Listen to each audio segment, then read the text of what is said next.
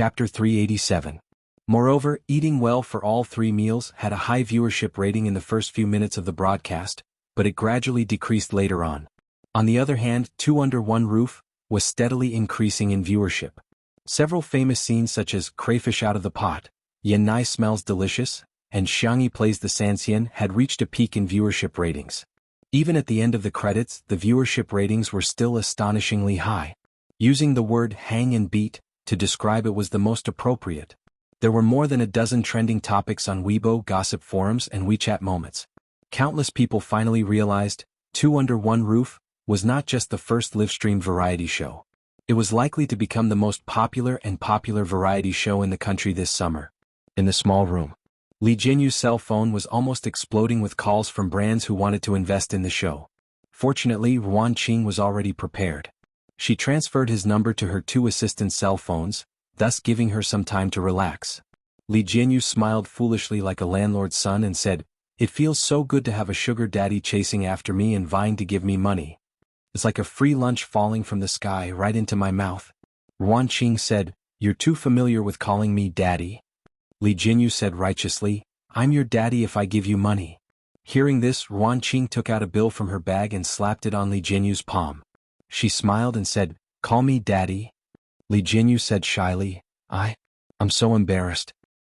"Give it back to me then," Ruan Qing said, pretending to take the money back. Li Jinyu immediately corrected himself, "Daddy Ruan, you have to keep your word." Ruan Qing touched her chin and said, "So that's how it feels. Call me daddy, again." "Indeed, it feels pretty good. Do I have to call you daddy just because you want me to? That'll be another price." Li Jinyu said seriously. Ruan Qing was speechless.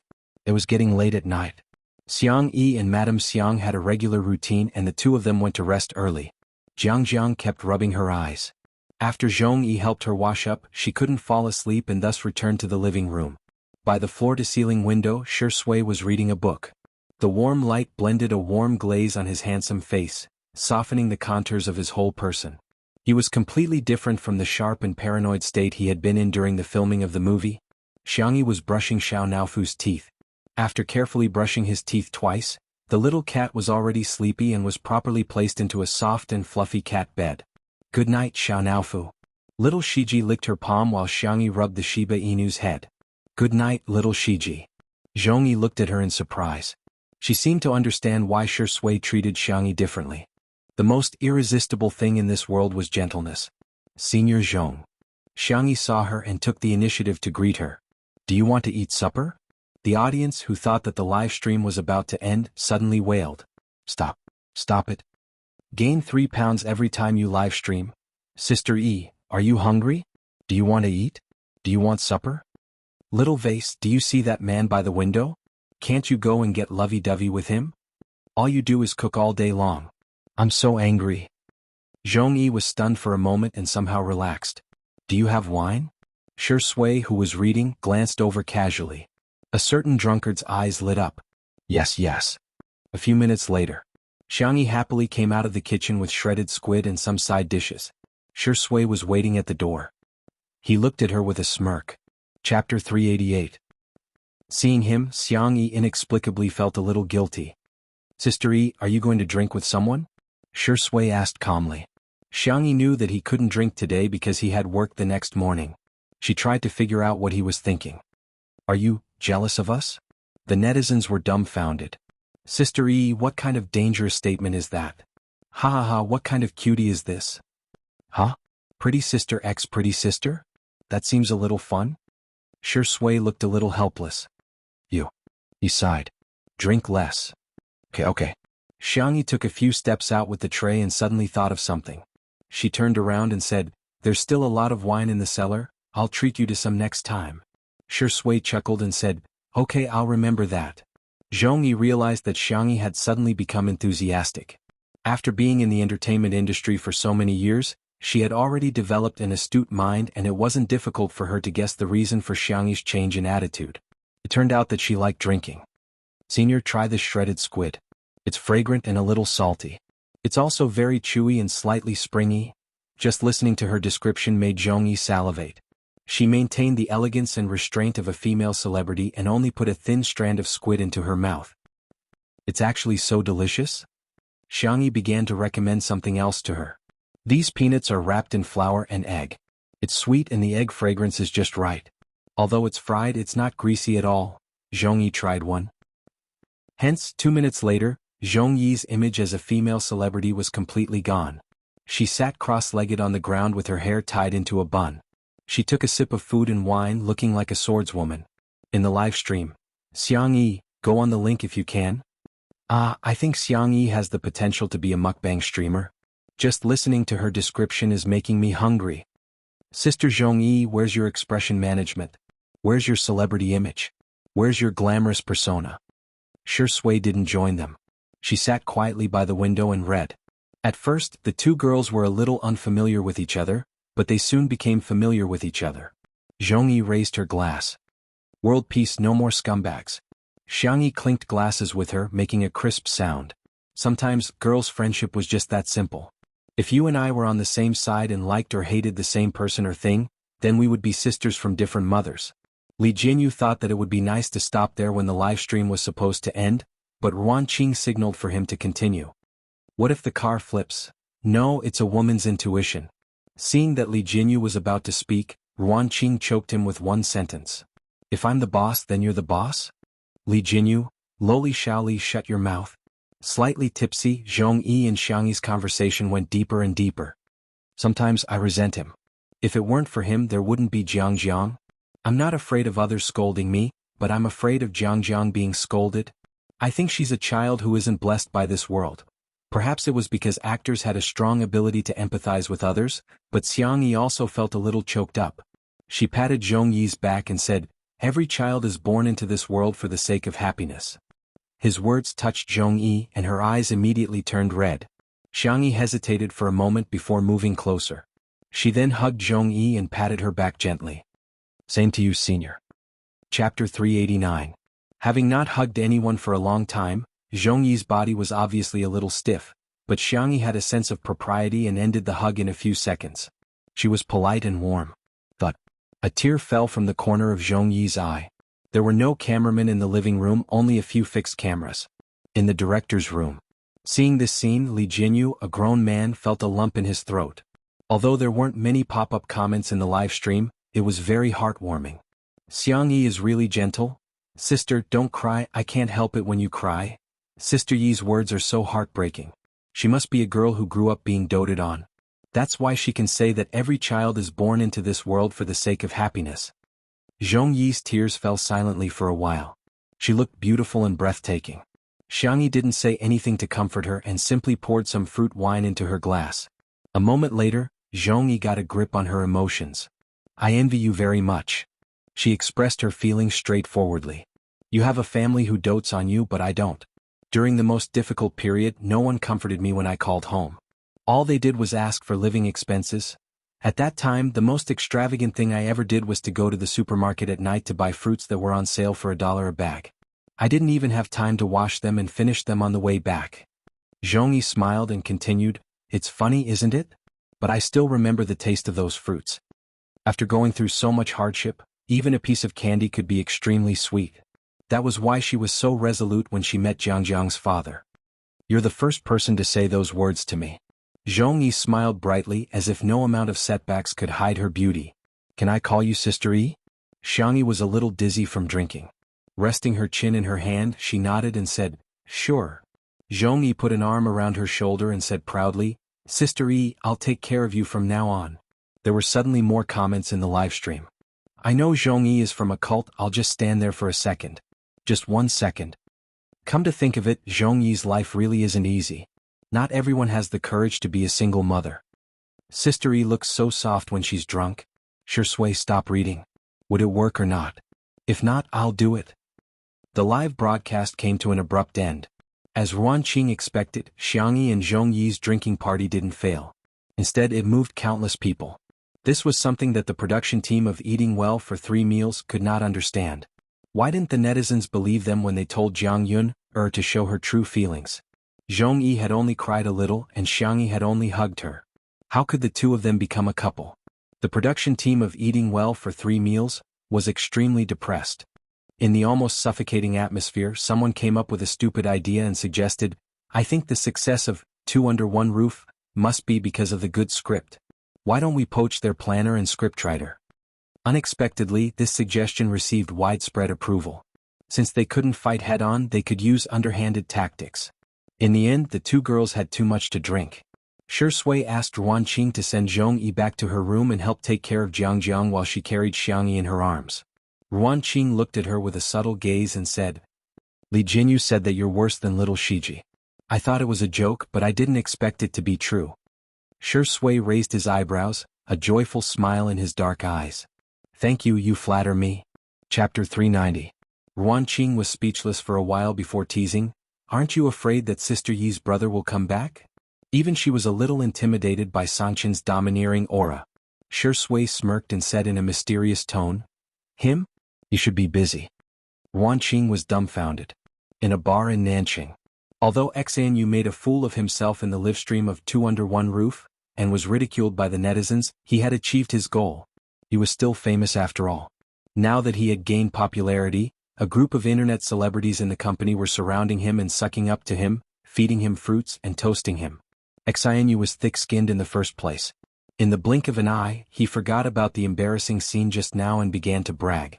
"Xiangyi, she looks just like that in real life. She's petty and unpresentable. Women have to behave like women. Look at her, which part of her looks like a woman? She's just a shrew. If you ask me, I should have called the police and locked her up when she hit me. I should have taught her a lesson." He belittled Xiangyi to the point that she was nothing. His throat was dry, but he found that the little internet celebrities around him all had ugly expressions on their faces. "Who are you guys putting on such a long face for? Let's get high." In the next second, a cold young man's voice sounded behind him. "My sister is a shrew?" Immediately after, a devilish male voice spoke in a slightly faster pace. "I dare you to say that again." Xanyu felt a chill down his spine and his heart trembled. However, he heard two more voices one after another. The gentle voice asked, "Do you think our tutu is a pushover?" The cold and aloof voice asked, "How do you want to die?" Xanyu turned his neck stiffly and saw a row of tall and slender figures behind him. His vision immediately turned dark. "Hello, brothers?" Xanyu smiled and said obsequiously, "I'm Xanyu. Xiangyi likes me a lot. Have you forgotten?" She was still crying and rolling on the ground, saying that she wants to marry me. He was eager to use Xiangyi as a rescue, but little did he know that he ended up angering Xiangyi's brothers. Xiangyu grabbed his collar and pulled him up. "You're not fit to mention her name." Back then, Xanyu harbored evil intentions towards his sister at the Xiang family's old residence. If they hadn't been at home that day, who knew what would have happened? At the thought of it, Xiang uses brothers and he was about to punch him. However, Xiang Qi stopped him. "Xiangyu, let go." Xiang Li adjusted his glasses and calmly said, "Old four, you're about to compete. Don't cause trouble." Xiang Qin was much more direct. "Go away. You're too weak." The despised Xiangyu, "Xiangyi, is right? Is I? He now you know you're wrong?" Xiang Qi grinned, his phoenix eyes filled with mischief. "But we're not here to hear you apologize," Xanyu said shakily. I have money. Can I compensate you with money?" Xiang Qi interrupted, "We're here to beat you up. Tell me, what order do you want? 1234 or 4321? Or do you want a luxurious one-on-one beating package?" The little internet celebrities were scared out of their wits and had long run away. As for the bar, it had already been cleared. Xianyu wanted to cry but had no tears. Who would have thought that this family would be so protective? This time I've offended someone I shouldn't have. I'm really done for. Chapter 391. Half an hour later. On Weibo, the netizens who were surfing saw a new post. It was a video posted by Xianyu. Everyone was already a little tired of his aesthetics, but out of habit they still clicked on the video. Xianyu's tone was sincere and sincere. "Here, I would like to apologize to Miss Xiangyi. Everything that happened today was made up by me for the sake of gaining popularity." Huh? This ugly man actually apologized?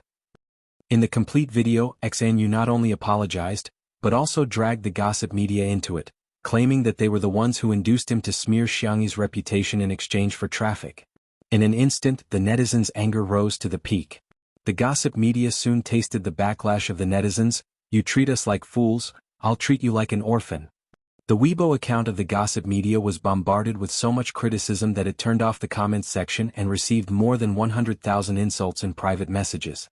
In the end, they had no choice but to expose the informant.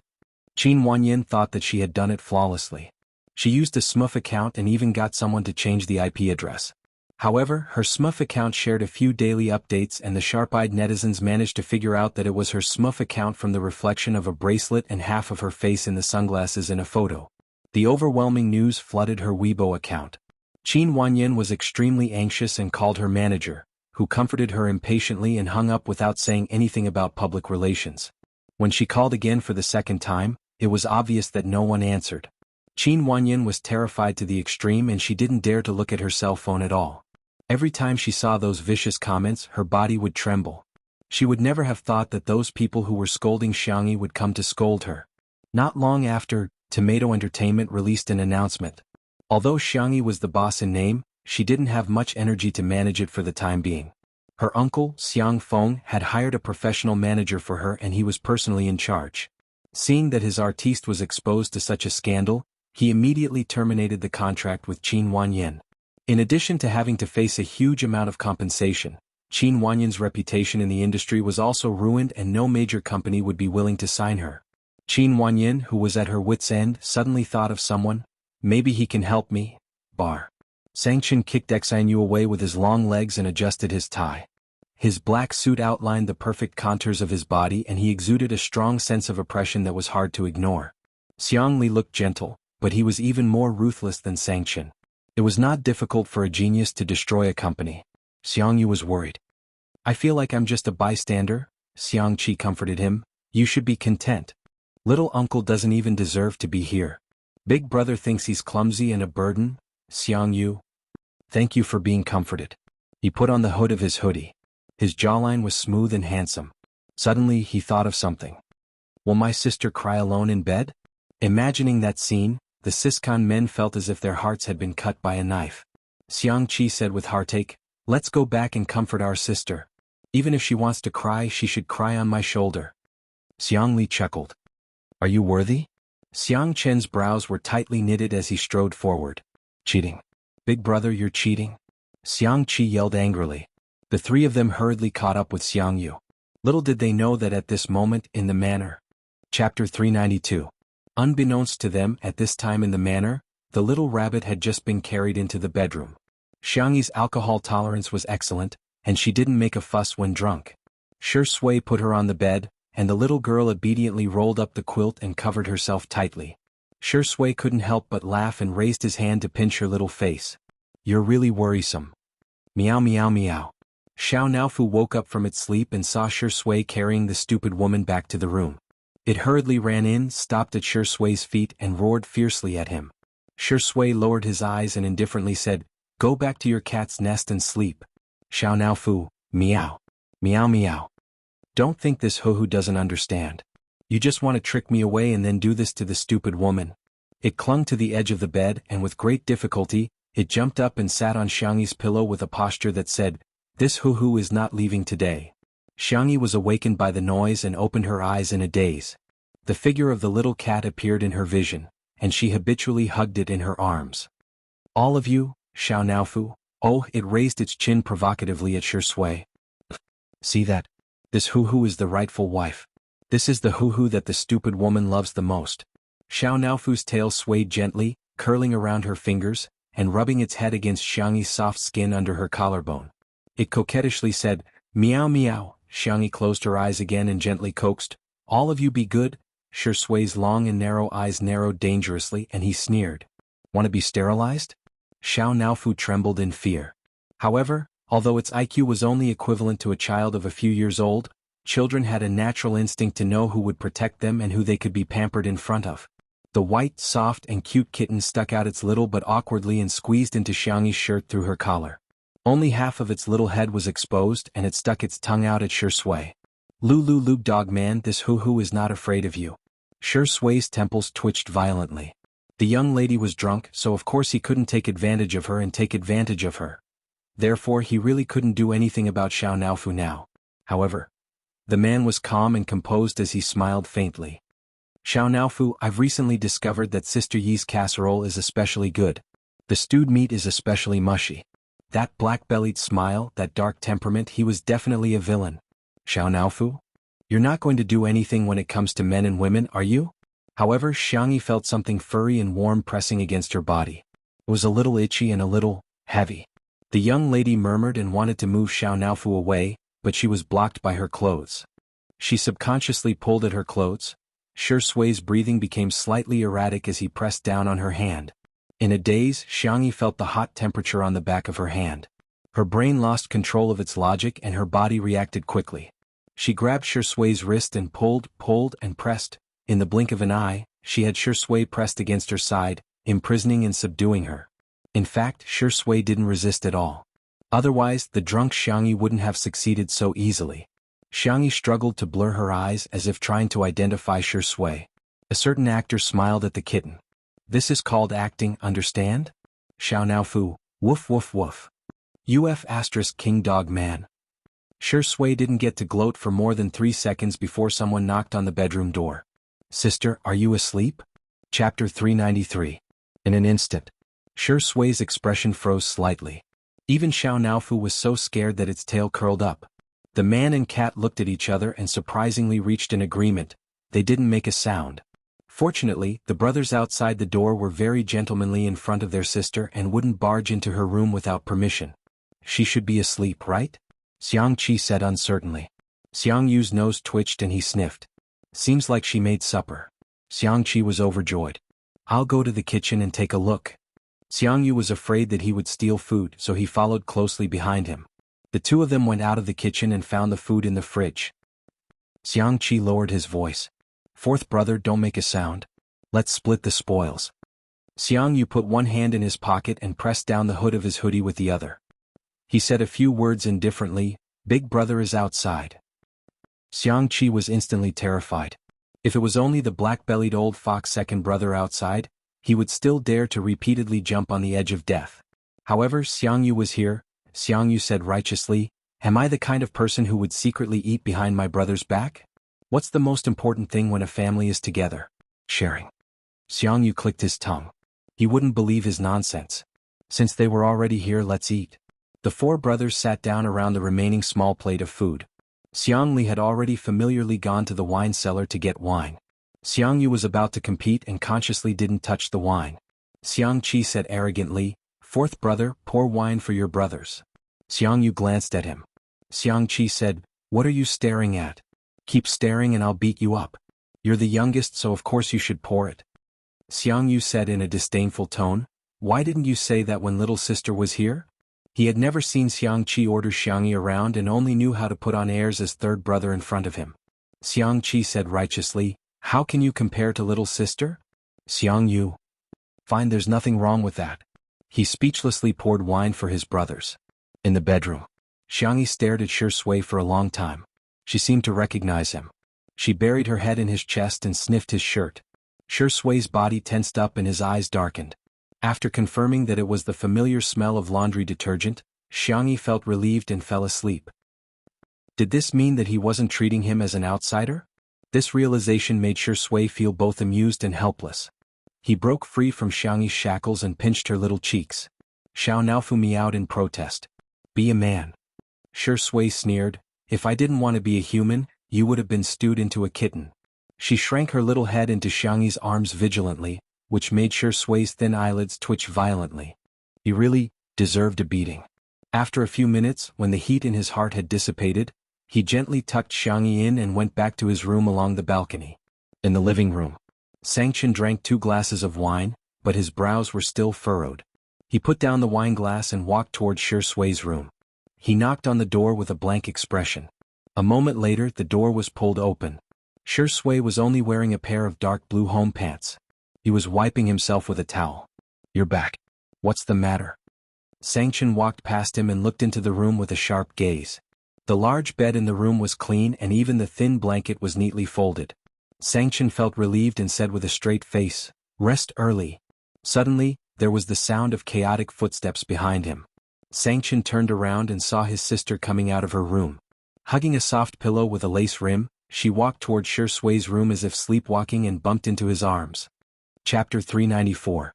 Xiao Naofu chased after her, meowing non-stop. Shi Sui subconsciously wrapped her arms around her waist. Xiao Naofu bumped into Sangchen's trouser leg and was so scared that its fur stood on end. The surrounding temperature seemed to drop rapidly. Sangchen's eyes were cold as he looked at the drunk Xiangyi and then at the innocent-looking Shi Sui. "Explain," Sangchen said coldly. Shi Sui's mentality was really good, and her expression didn't change. "Sister Yi is sober now. Big brother, remember to remind her to be responsible for me?"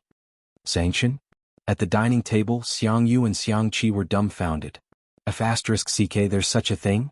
He actually dared to be mischievous in front of Big Brother?"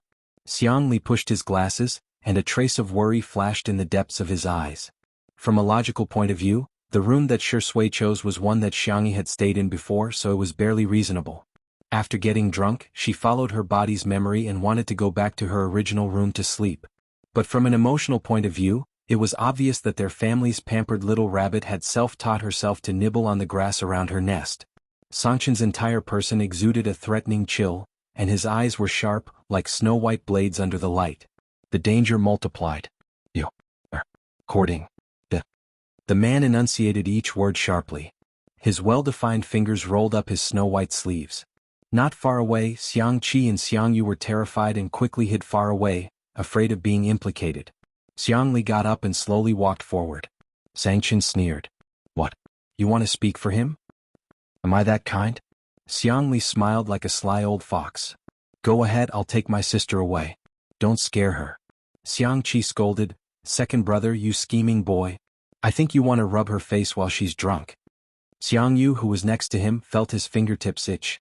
His sister's face felt really good when he pinched it. But when he grew up, he couldn't just pinch him as he pleased. He made a prompt decision and strode over. "Let me do it." Xiang Qi scolded, "Do you know how to take care of girls? You're so clumsy, let me do it." Then Shi Sui found that Xiangyi's brothers were fighting among themselves. He was not nervous about being beaten up at all. He leaned lazily against the door frame as if he had no bones. He watched the show with a faint smile, but his hand was still on Xiangyi's waist. Xiangyi was tipsy and dizzy. She could barely stand after standing for a long time and instinctively leaned on Shi Sui's shoulder. Enough. Sangchen felt that they were too noisy. Once he opened his mouth, everyone was stunned. No one dared to say anything anymore. Sangchen grabbed Xiangyi's wrist and wanted to get her back to the room first. Unexpectedly, although Xiangyi was drunk, her reaction was not slow. Slap. The girl was drunk. Tutu was not afraid of her brother and slapped Sangchen's hand away. "Xiang Li?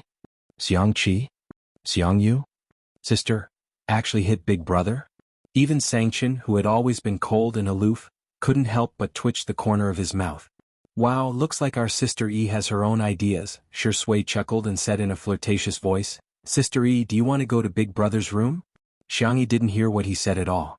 She only felt that his breath was the most familiar, so she responded softly. Shi Sui's thin lips twitched. "Do you want to sleep on Big Brother's bed?" Xiang Yi blinked her eyes, her little expression very blank.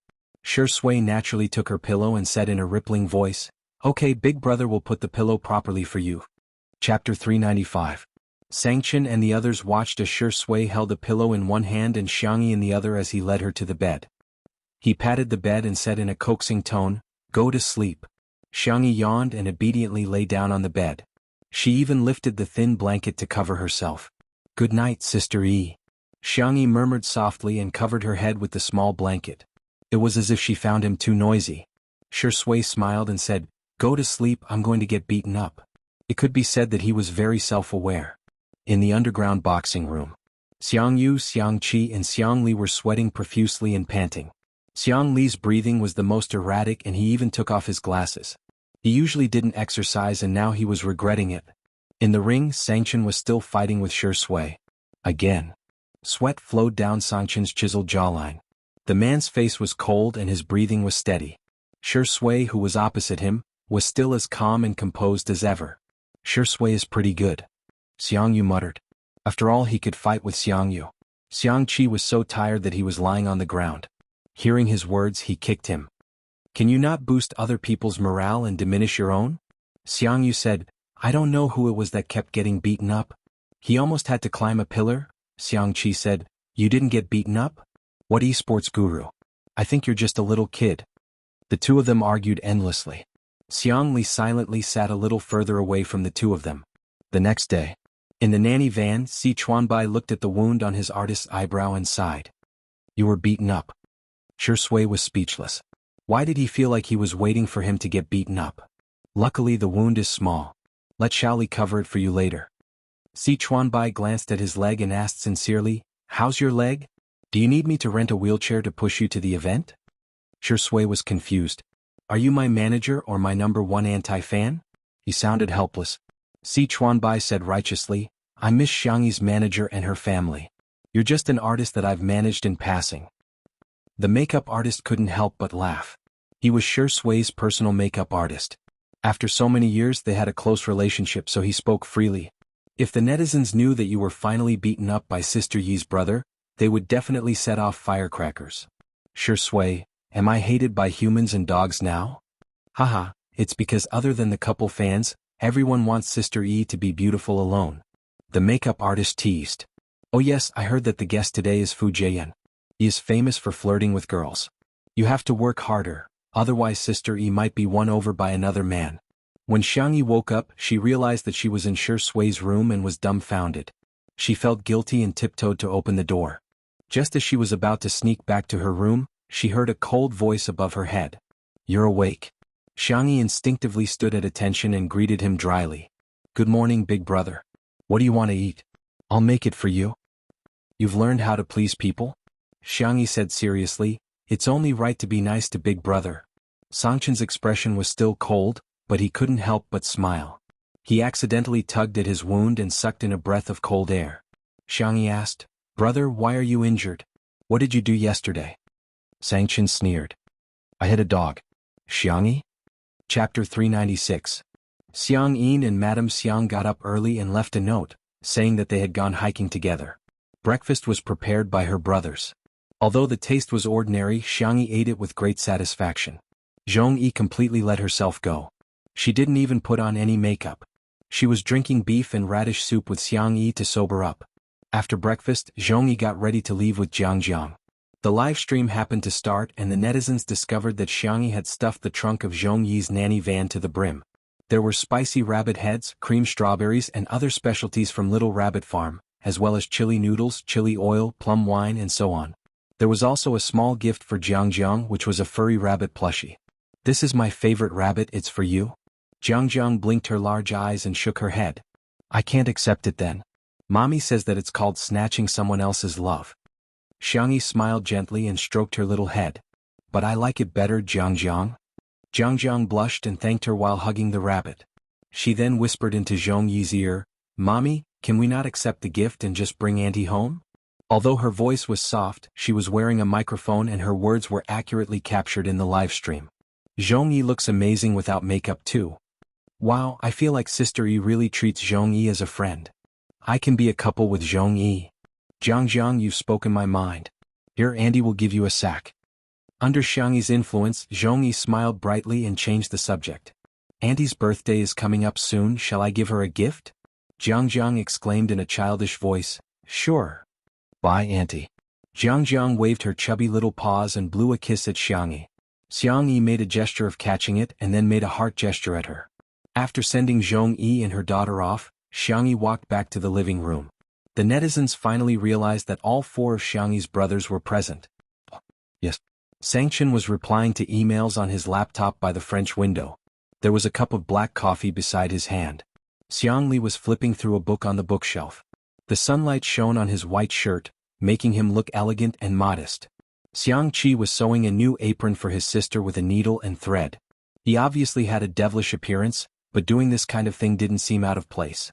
As for Xiangyu, with the mentality of giving up on himself, he was waiting in front of the kiddie villa, rubbing little Shiji and hugging Xiao Naofu. He looked like a scumbag who had a wife and a concubine in his arms. The netizens in the live stream, "What kind of benefit is this? This sister-in-law is here to report for duty? Where are second sister-in-law's fans? Let me see you." "I'm crying, I didn't expect to see my brothers in the same frame in my lifetime." The moment Xiangyi came in, her brothers all looked at her. "Sit." Xiang Chen pointed at the empty seat on the opposite side. The young girl bit the bullet and went over to take a seat. She placed her hands on the table and sat down like an obedient child. Sang Chen looked at her for a few seconds and suddenly said, "Do you know the dangers of puppy love?" Xiangyi was dumbfounded. Sang Chen gestured and said, "Xiang Li, come here and explain to her." Xiang Li readily agreed and said gently, "Puppy love refers to the establishment of a romantic relationship between a man and a woman at an early age. The dangers are as follows. I'll break it down into 5 major points and 20 minor points." Xiangyi was dumbfounded.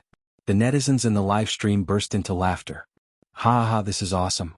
Are the brothers trying to tear apart a couple with their bare hands?" Chapter 397. I suddenly feel like Xiangyi is so childish. Second brother, why are you still cooperating with him? Okay, I got it. Break up with your boyfriend now. Oh right, I don't have a boyfriend yet. Xiangyi was lectured for more than 10 minutes. In summary, puppy love is a very harmful social activity. Xiang Li concluded in a gentle tone. Do you understand, little bunny? Xiangyi defended herself with a pale face. I'm already 20 years old. Huh? You're only 20 years old and you're already thinking about dating? Sang Chen frowned, obviously disapproving of her behavior. Xiang Li said gently, "You're not careful with your words. You haven't even celebrated your 20th birthday yet." Xiang Qi chimed in, Yes. Besides, you're still a baby at 20 years old." The 21-year-old Xiang Yu crossed his arms and said stiffly, "Yes." Xiang Yi said aggrievedly, But I'm not in a relationship yet." Sang Chen frowned. "You still want to take action?" Xiang Li tried to smooth things over. "It's better to nip the problem in the bud." Okay, Xiang Yi is right. Xiang Yi sighed helplessly. What else could she do but listen to her brother? The netizens who were watching the live stream couldn't stop laughing. Untimely CP fans are crying in the toilet. Ah, my country owes me a brother. Her brothers are right. Xiang Yi should be beautiful on her own. While the atmosphere was harmonious, Li Jinyu suddenly received a message and hurriedly cued Xiang Yi. Sister Yi, the guest is here. Today's guest was also an actor who had worked with Shi Sui before. His name was Fu Jian. He had played the role of the crown prince in that historical drama, which had captivated the hearts of countless young girls. Previously, in Heartbeat, he and Yu Miao Miao tried to hype up a couple, but they failed miserably and their reputation dropped. His management team helped him get the resources of Two Under One Roof, in order to clear his name. I'll go pick up the guest then, Xiangyi said to her brothers and got up to go to the door. Xiangyi walked to the black gate. Other than Fu Jian's nanny van, there was also a red sports car behind. Fu Jian was handsome and took the initiative to greet Xiangyi. Hello, Sister Yi. I'm Fu Jian. You can call me Brother Jian. The netizens in the live stream were all complaining. Ah, this is too greasy. No way? Brother Jian sounds so, I really can't accept the fact that His Highness the Crown Prince has turned into a greasy youth sob. Before Xiangyi could say anything, a disdainful sneer came from the supercar. How unsophisticated. The camera panned back and saw a girl with exquisite makeup and a socialite dress getting out of the sports car. She threw the car keys at Fu Jian arrogantly. Fu Jian took it instinctively. Hey, stop the car for me. Fu Jian, ha. Come on, did he look like a parking valet? Xiangyi blinked, obviously happy. Jojo, what are you doing here? Li Jinyu and the others were dumbfounded. This girl isn't a guest. Jiang Jojo raised her chin and said arrogantly, Don't think that I'm here for you. I'm just here to see Grandpa Xiang and Madame Xiang. Xiangyi said with a composed expression, Oh, I see. Jiang Jojo seemed to be very dissatisfied with her answer. She humphed and walked in her high heels. Li Jinyu asked in bewilderment, Sister Yi, this is? Xiangyi asked carefully, My friend, right? Jiang Jojo, who was in front, paused in her tracks. Chapter 398. Atrocious. What's with that tone of hers? She's so reluctant to call me a friend. Little did she know that Xiangyi felt that the person who had occupied her body had made new friends and neglected Jiang Jojo in the past year. Perhaps Jiang Jojo no longer treated her as a friend. Jiang Jojo gritted her teeth and walked even faster. The comments about Jiang Jojo in the live stream weren't very friendly. This girl is too arrogant. Xiang Yi briefly introduced Jiang Jojo on the spot. She's an excellent violinist and the chief of the Orpheus Orchestra. We've known each other since kindergarten. Li Jinyu gasped and asked, Is it the Orpheus Orchestra that I know? In the live stream, Orpheus Orchestra? What the hell? I'm speechless. It's one of the top orchestras abroad and they have to be under 30 years old. I'm a music major just passing by. This girl is super impressive. She's a musical genius. She has an absolute sense of music. All of a sudden, the comment section was filled with discussions about Jianghu. Fu Jian helped Jianghu park the car bitterly, but he was immediately tricked by the production team. Li Jianyu smiled and handed him a few mission cards. Jian, draw one. Fu Jian casually drew a card and opened it, only to be dumbfounded. Bathe the little black pig? Fu Jian's eyelids twitched. Don't tell me all the mission cards are for this? Li Jianyu asked. Am I that kind of person? Fu Jian looked hesitant. He then heard Li Jianyu exclaim indignantly, I am. Fu Jian was speechless. I'll bear with it for the sake of clearing my name. He had a rather boisterous personality, but when he played the role of the Crown Prince back then, he left a deep impression on everyone. Countless fans became fans of him because of his role, so they naturally hoped that he could be like the Crown Prince in person. The production team had been asking him to create a persona for himself, but after a long time he couldn't keep up with the act and hence, became a greasy young man whose persona had collapsed. Fu Jian mentally prepared himself in a few seconds and asked expectantly, Will Sister E help me catch the pig then? He was a loyal fan of Two Under One Roof, and usually he would watch the live stream crazily. He had watched the scenes of Xiangyi catching the pig over 100 times. You have hands and feet, why should she catch a pig for you? Jianghu was dumbfounded as soon as she entered the living room. The Demon King and the others were all there. She stammered and greeted them before hurriedly coming out in shock. When she heard that Fu Jian had asked Xiangyi to help him catch the pig, she got angry. How could such a cute girl like Yi go catch a pig? Fu Jian said resentfully, I don't know how to, Jianghu said aggressively, if you don't know you can go and learn. A girl's hands are not meant for catching pigs. Coincidentally, Xiangyi went to the tool room to take out gloves, straw hats, sunscreen sleeves and other items. She gave one to Fu Jian and one for herself. Jianghu asked in disbelief, Hey, where's mine? Xiangyi was stunned. It's very sunny outside. Go to the living room and enjoy the air conditioning. There are snacks in the mini fridge. Jianghu's eyes widened.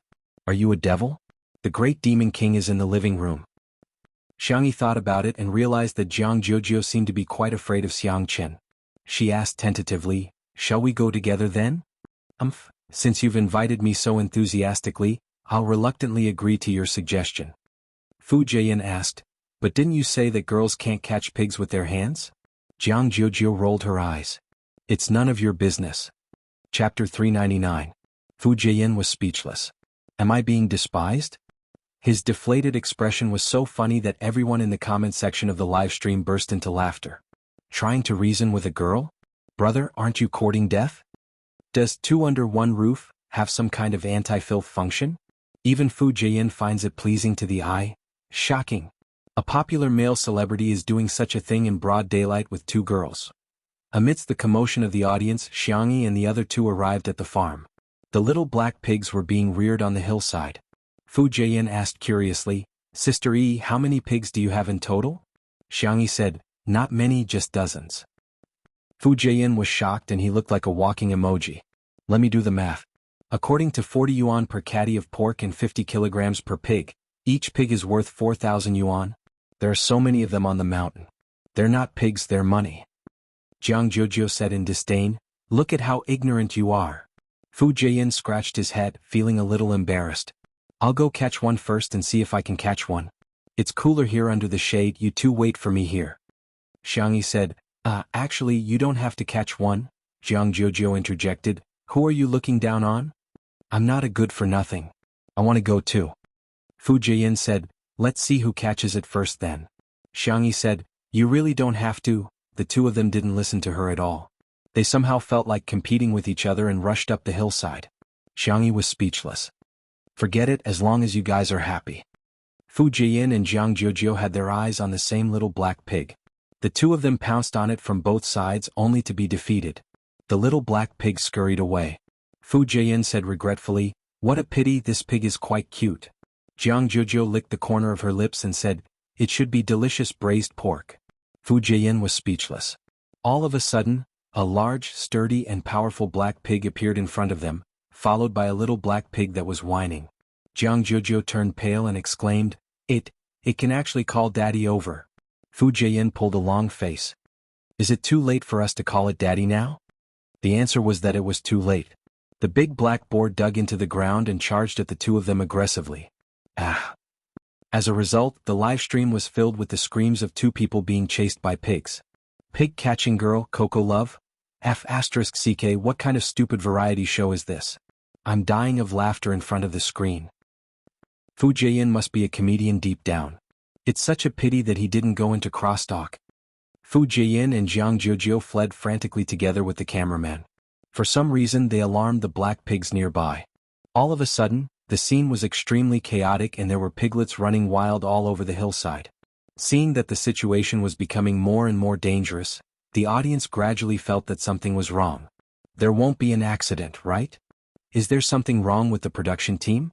Arranging such a dangerous mission, aren't the artists' lives more important? If she falls, there might be a stampede. What if she hurts the girl's hand? She's a violinist. This is really the most confusing act of the year. Can't the vase fairy do it herself? Why did she let the crown prince and the girl take the risk? This is too much. I suspect that she's doing it on purpose. She's jealous of Jianghu. She's the chief of Orpheus. It's easy for people to be jealous of their friends. If she goes to Orpheus, do you think anyone will want her? Chapter 400. Some people were purely worried about the safety of the guests, while others were stirring up trouble, wishing they could trample on Xiangyi a few more times. There were only so many decent resources in the entertainment industry, and now that Xiangyi had become famous, she was bound to touch the cake of others. Some people didn't want her to become famous. There were also people guarding against her exploding to the front line. As the situation became more and more dangerous, Li Jinyu also panicked and shouted through the loudspeaker, "Everyone, don't panic. Come to my side first." Before he finished speaking, a little black pig that was passing by bumped into his leg and Li Jinyu fell to the ground. He was speechless. The cameraman, old Zhang, did not forget to give him a close-up. However, no one could laugh now. The urgency of the audience seemed to be overflowing through the screen. Oh my God, His Highness can't take this hit. Xiangyi, can't you control your pig? I'm speechless. Where is she? Did she run away? How can she be so irresponsible? I'm speechless. Is the production team brainless? Why did they set up such a dangerous task? Someone said weakly, the last time Sister E caught pigs it wasn't this dangerous. This should just be an accident. This person had just defended Xiangyi, but he was criticized so badly that he began to doubt his life and shut himself up on the spot. Seeing that the chaotic situation couldn't be resolved, a clear whistle sounded. All of a sudden, the restless little black pigs quietened down. The whistle was melodious, and immediately afterwards, the little black pigs all headed in one direction. Everyone at the scene was speechless. The netizens were speechless. Oh wow, is this a miracle? Everyone looked at the source of the whistle in unison, only to see a slender girl carrying a bag of corn and a bag of vegetables, standing by a small pond not far away and whistling. She scattered the corn and vegetables on the ground, and the little black pigs obediently ate. After they were full, some jumped into the shallow water by the small pond and snorted. The scene changed from a violent and dangerous pig chase to a warm and harmonious rural life. The netizens were speechless. Didn't she just say that she didn't have to catch the pigs? Damn. Sister E was really strong. Carrying 2 such big sacks in one go? Anyway, I can't carry it. Those who scolded and ran away come out and get beaten up. Xiangyi went to get some food. Who knew that they would be chased by pigs? Instantly. The group of people who had scolded the most fiercely just now were too embarrassed to say anything. It turned out that not only did she not abandon them, she even appeared to help them out. Phew. Fu Jian let out a long sigh of relief. Oh my God, I was scared to death. He was drenched in sweat from running and his clothes were stained with grass and mud because he had been protecting Jianghu just now. Jianghu, who was at the side, wasn't much better than him. Her meticulously permed hair had already fallen apart and the bow on her head was crooked too. She walked towards Xiangyi fiercely. Fu Jian was shocked. Could it be that this eldest miss was going to settle the score with Sister E? He was not the only one. Many people in the live stream had the same thought. Oh, someone is going to be unlucky. Serves her right. Who told her not to appear earlier and make Jianghu so disheveled? Let's fight, let's fight. Let's tear our hair apart. It's finally time for a fight. I'm so excited. However, to everyone's surprise, Jianghu stood still with her hands on her waist. I want to eat that pig for lunch.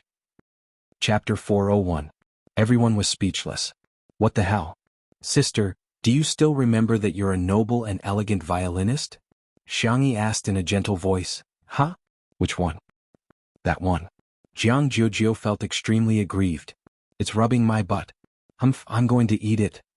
Jianghu was very willful, but Xiangyi indulged her. Okay, we'll kill it later then. The netizens were appalled. Little black pig, it can't escape the punishment of fate. Ha ha, this girl is so cute. Sister E is a woman who says the cruelest things in the most gentle tone.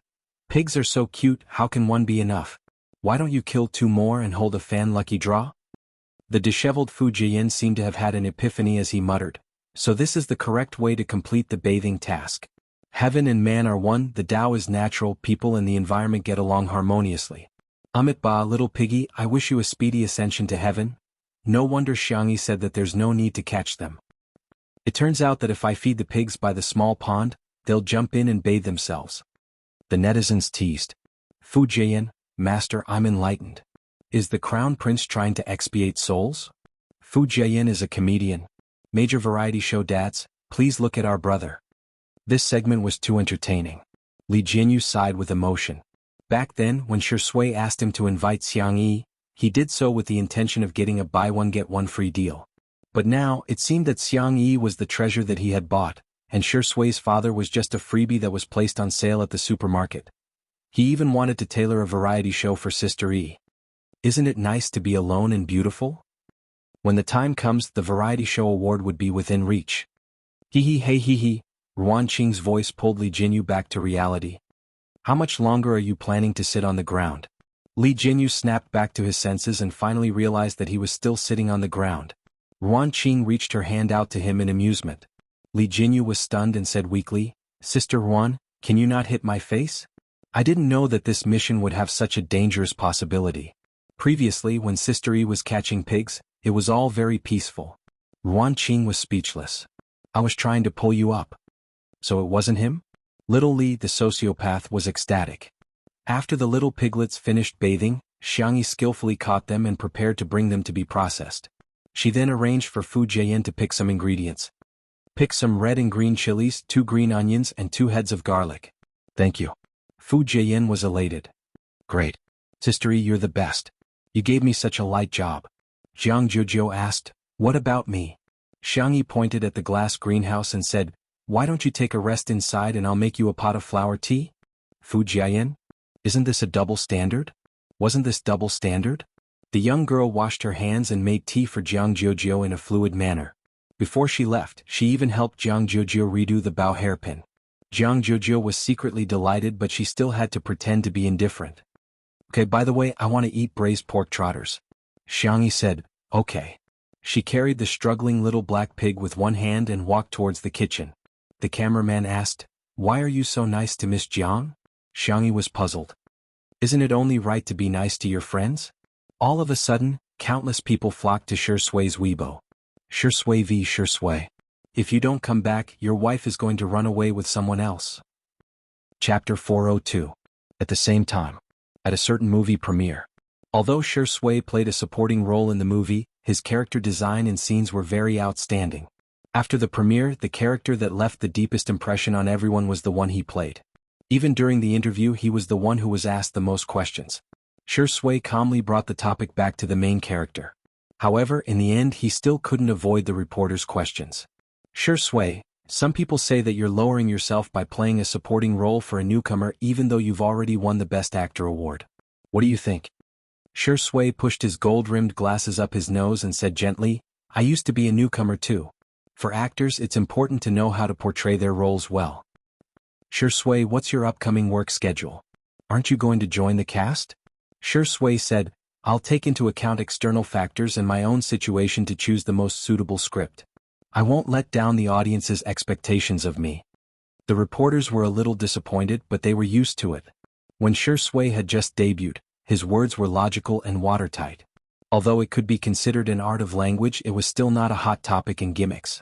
Until someone asked, the netizens are voting. Does Sister E like a wolf puppy or a puppy? Which type does Shui think he is? Which type does Sister E like? Everyone was speechless. Awesome. That was the right question. For a moment, All the cameras were aimed at Shui, hoping to hear some juicy gossip. The handsome man raised his eyebrows and said lazily, "Can't I be human?" Someone laughed first and the crowd burst into laughter. The reporter who asked the question held back his laughter and asked, "Shui, do you think Sister E likes a wolf puppy or a puppy?" Shui said, "I know. She should like humans." The reporters realized that Shui actually had a humorous side to him. However, if one thought about it carefully, one would realize that there was a double meaning to his response. Sister E liked humans, but he was also a human. It could be understood that Sister E liked him, but she didn't use a definite tone, which made people's imaginations run wild. "Damn. Brother, where can I buy your works?" Xiangyi was busy in the kitchen. Fu Jian was bored out of his wits and wasn't familiar with Xiangyi's brothers either. Hence, he had no choice but to chat with Jianghu awkwardly. Jianghu wasn't in the mood. While playing with her cell phone, she answered indifferently. Suddenly, Fu Jian asked about Xiangyi. "When did you meet Sister E?" Jianghu raised her head and said with certainty, 3.5 years old. "You even remember this?" Fu Jian was a little surprised. A 3-year-old child can't remember anything, right? "I just remember." Okay. Tell me then, what was Sister E like when she was 3.5 years old? Jianghu got lost in her memories and paused for a moment before saying, "She was pretty much the same as she is now. She was a crybaby, timid, weak, helpless and pitiful." Fu Jian was speechless.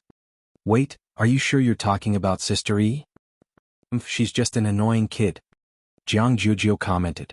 Thinking about what happened in kindergarten, Jianghu got angry. "Xiangyi is very nice, but she's nice to every child. Anyone can share her after-meal fruits. She already has a harem at such a young age. She's so annoying." Chapter 403. However, in the ears of the netizens watching the live stream, her words sounded a little different. Haven't you guys realized that Xiangyi doesn't have any friends at all?" "Who said she doesn't? Qin Wanyan is her best friend, yet she exposed her so easily." From this point you can see her character. Although Shui doesn't have many friends, they are all close friends. On the other hand, the vase fairy only knows how to seduce men. How could she have a true female friend? As the camera panned to the kitchen, Xiangyi's pork trotters were stewing, and the live comments were instantly flooded with new comments. "Is this Xiaohei? It looks so fragrant. Wow, Xiaohei has such a good figure. She's neither fat nor thin. I'm drooling. Xiaohei? You guys are still lusting after my body at a time like this? Be a human. Sister E is weak, helpless, and pitiful? She's a devil who can catch a pig with one hand and sharpen her knife to kill a pig, okay." The comments section was very lively, but Xiangyi's expression was very calm as she quietly cooked. Every time she cooked, she would put her heart and soul into it. What might be boring for others was equivalent to relieving stress for her. The scene of a young girl cooking was pleasing to the eye, as if she was enjoying a piece of art.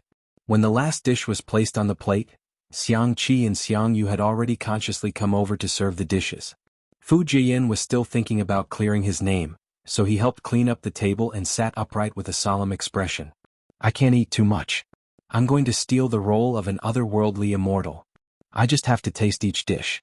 Besides, I don't believe that the previous live stream wasn't an act.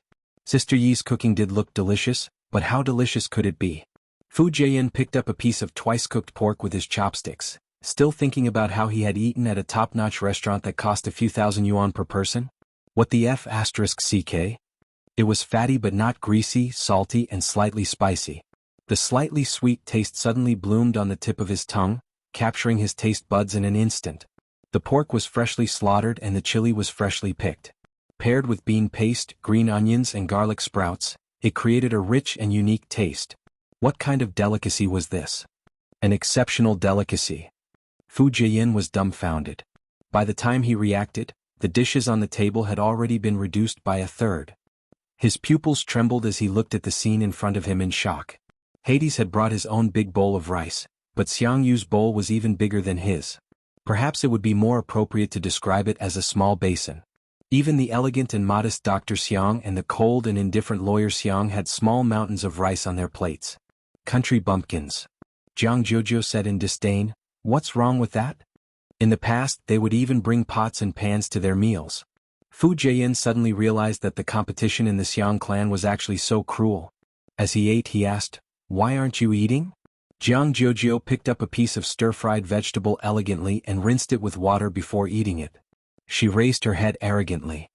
The orchestra is about to perform. I'm the lead violinist. Rounding it off, it would be the C position, alright? I'm trying to lose weight, so I definitely won't eat such greasy meat dishes. Not even a single bite. Fu Jiayan agreed. You're right. Missy, I wish you success. In the next second, he picked up all the remaining pieces of vegetables in front of Jianghu. Jianghu was speechless. At this moment, a strong and spicy aroma wafted into her nose. Chapter 404. She couldn't control her physiological instincts and looked towards the source of the aroma. Xiangyi came out of the kitchen with a plate of braised food. At the top was a soft and tender pork trotter, surrounded by a circle of duck wings and chicken feet, as well as a few pieces of dried tofu and shiitake mushrooms. The food was all soaked in the beautiful reddish-brown gravy and sprinkled with some white sesame seeds. The aroma of the food wafted in all directions, causing the cravings in the depths of one's heart to come out. Fu Jiayan. Jianghu. The brothers of the Xiang family were obviously immune to their sister's delicacies as they all looked rather calm. However, the impact on Fu Jiayan and Jianghu was too great. It smells so good. How can it be so fragrant? Gulp. Fu Jiayan couldn't help but swallow his saliva. Xiangyi placed the braised food platter in the middle of the dining table and said, I asked around and everyone can take spicy food, so I made some spicy food. Try it. By the way, I'll go get some soy milk. The little girl got up to get the soy milk and the table immediately went into battle mode. The brothers of the Xiang family exchanged glances and sparks flew everywhere. Fu Jiayan was so cowardly that he didn't dare to move his chopsticks at all. Jianghu thought of her bold words just now and decided not to move her chopsticks for the sake of her pride. Soon, the brothers of the Xiang family decided who was better. Sangchen was the first to move his chopsticks and picked up a few pieces of pork trotters that were just right for his mouth. Xiang Li was the second to move his chopsticks and he picked up all the vegetarian dishes. Xiang Qi and Xiang Yu were carnivores, so one of them picked up a duck wing while the other picked up chicken feet. When it was Fu Jiayan's turn, he picked up a small piece of pork trotter that had fallen on the plate and stuffed it into his mouth. It was fragrant at first, but it soon turned numb and spicy on the tip of his tongue. The meat was soft and tender, and even the bones seemed to have been stewed. The sauce rubbed against his mouth and brought out a sweet aftertaste. After swallowing the small piece of meat, it really melted in his mouth and left a rich aftertaste. It was different from Fu Jiayan's initial imagination. Once he tasted it, he really got carried away. Only tasting each dish and not eating more? No way. Fu Jiayan fully demonstrated to the audience what an adult man's appetite was. He wished he could bury his face in his bowl and enjoy the food. The netizens were speechless. This is like a pig entering a granary? Your Highness, what kind of delicacies haven't you eaten before? Do you really have to enjoy them so much? It's over, the calm and collected crown prince in my heart is gone. All that's left is this heartless eating machine in front of me. As for Jianghu, she had fallen into a painful struggle. Not eating, Xiangyi's clear voice sounded in her ears. Jojo, go ahead and eat. The girl took the initiative to give her a piece of pork trotter.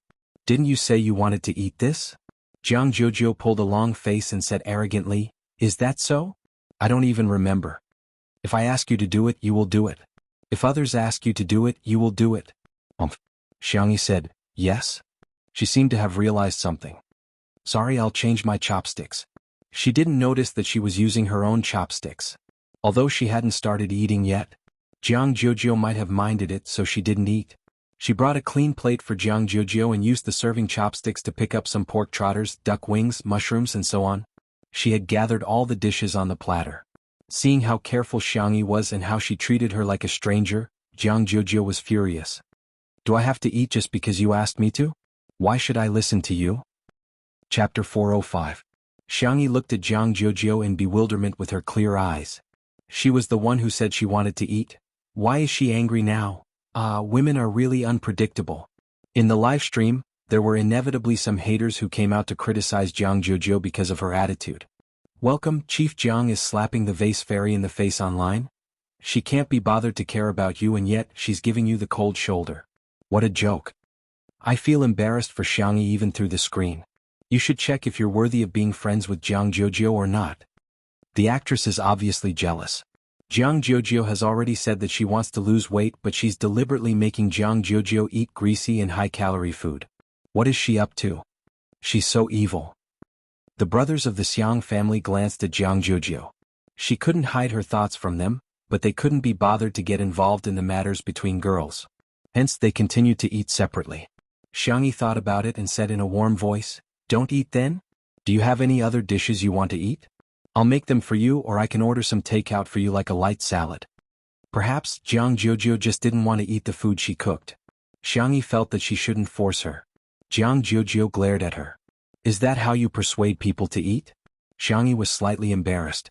"I'm really not very good at this." For example, Jianghu's grandmother was very good at persuading people to eat.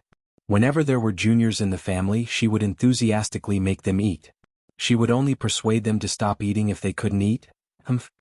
Jianghu picked up her chopsticks and said arrogantly, "Since you've already cooked, I'll try it. I'm telling you, if it's not delicious, I'll spit it out." Xiangyi nodded obediently. "Atrocious. How can I be so cute?" The tips of Jianghu's ears turned red. She avoided Xiangyi's gaze and lowered her head to scrutinize it. She then chose the tender and glossy pork trotter and took a bite.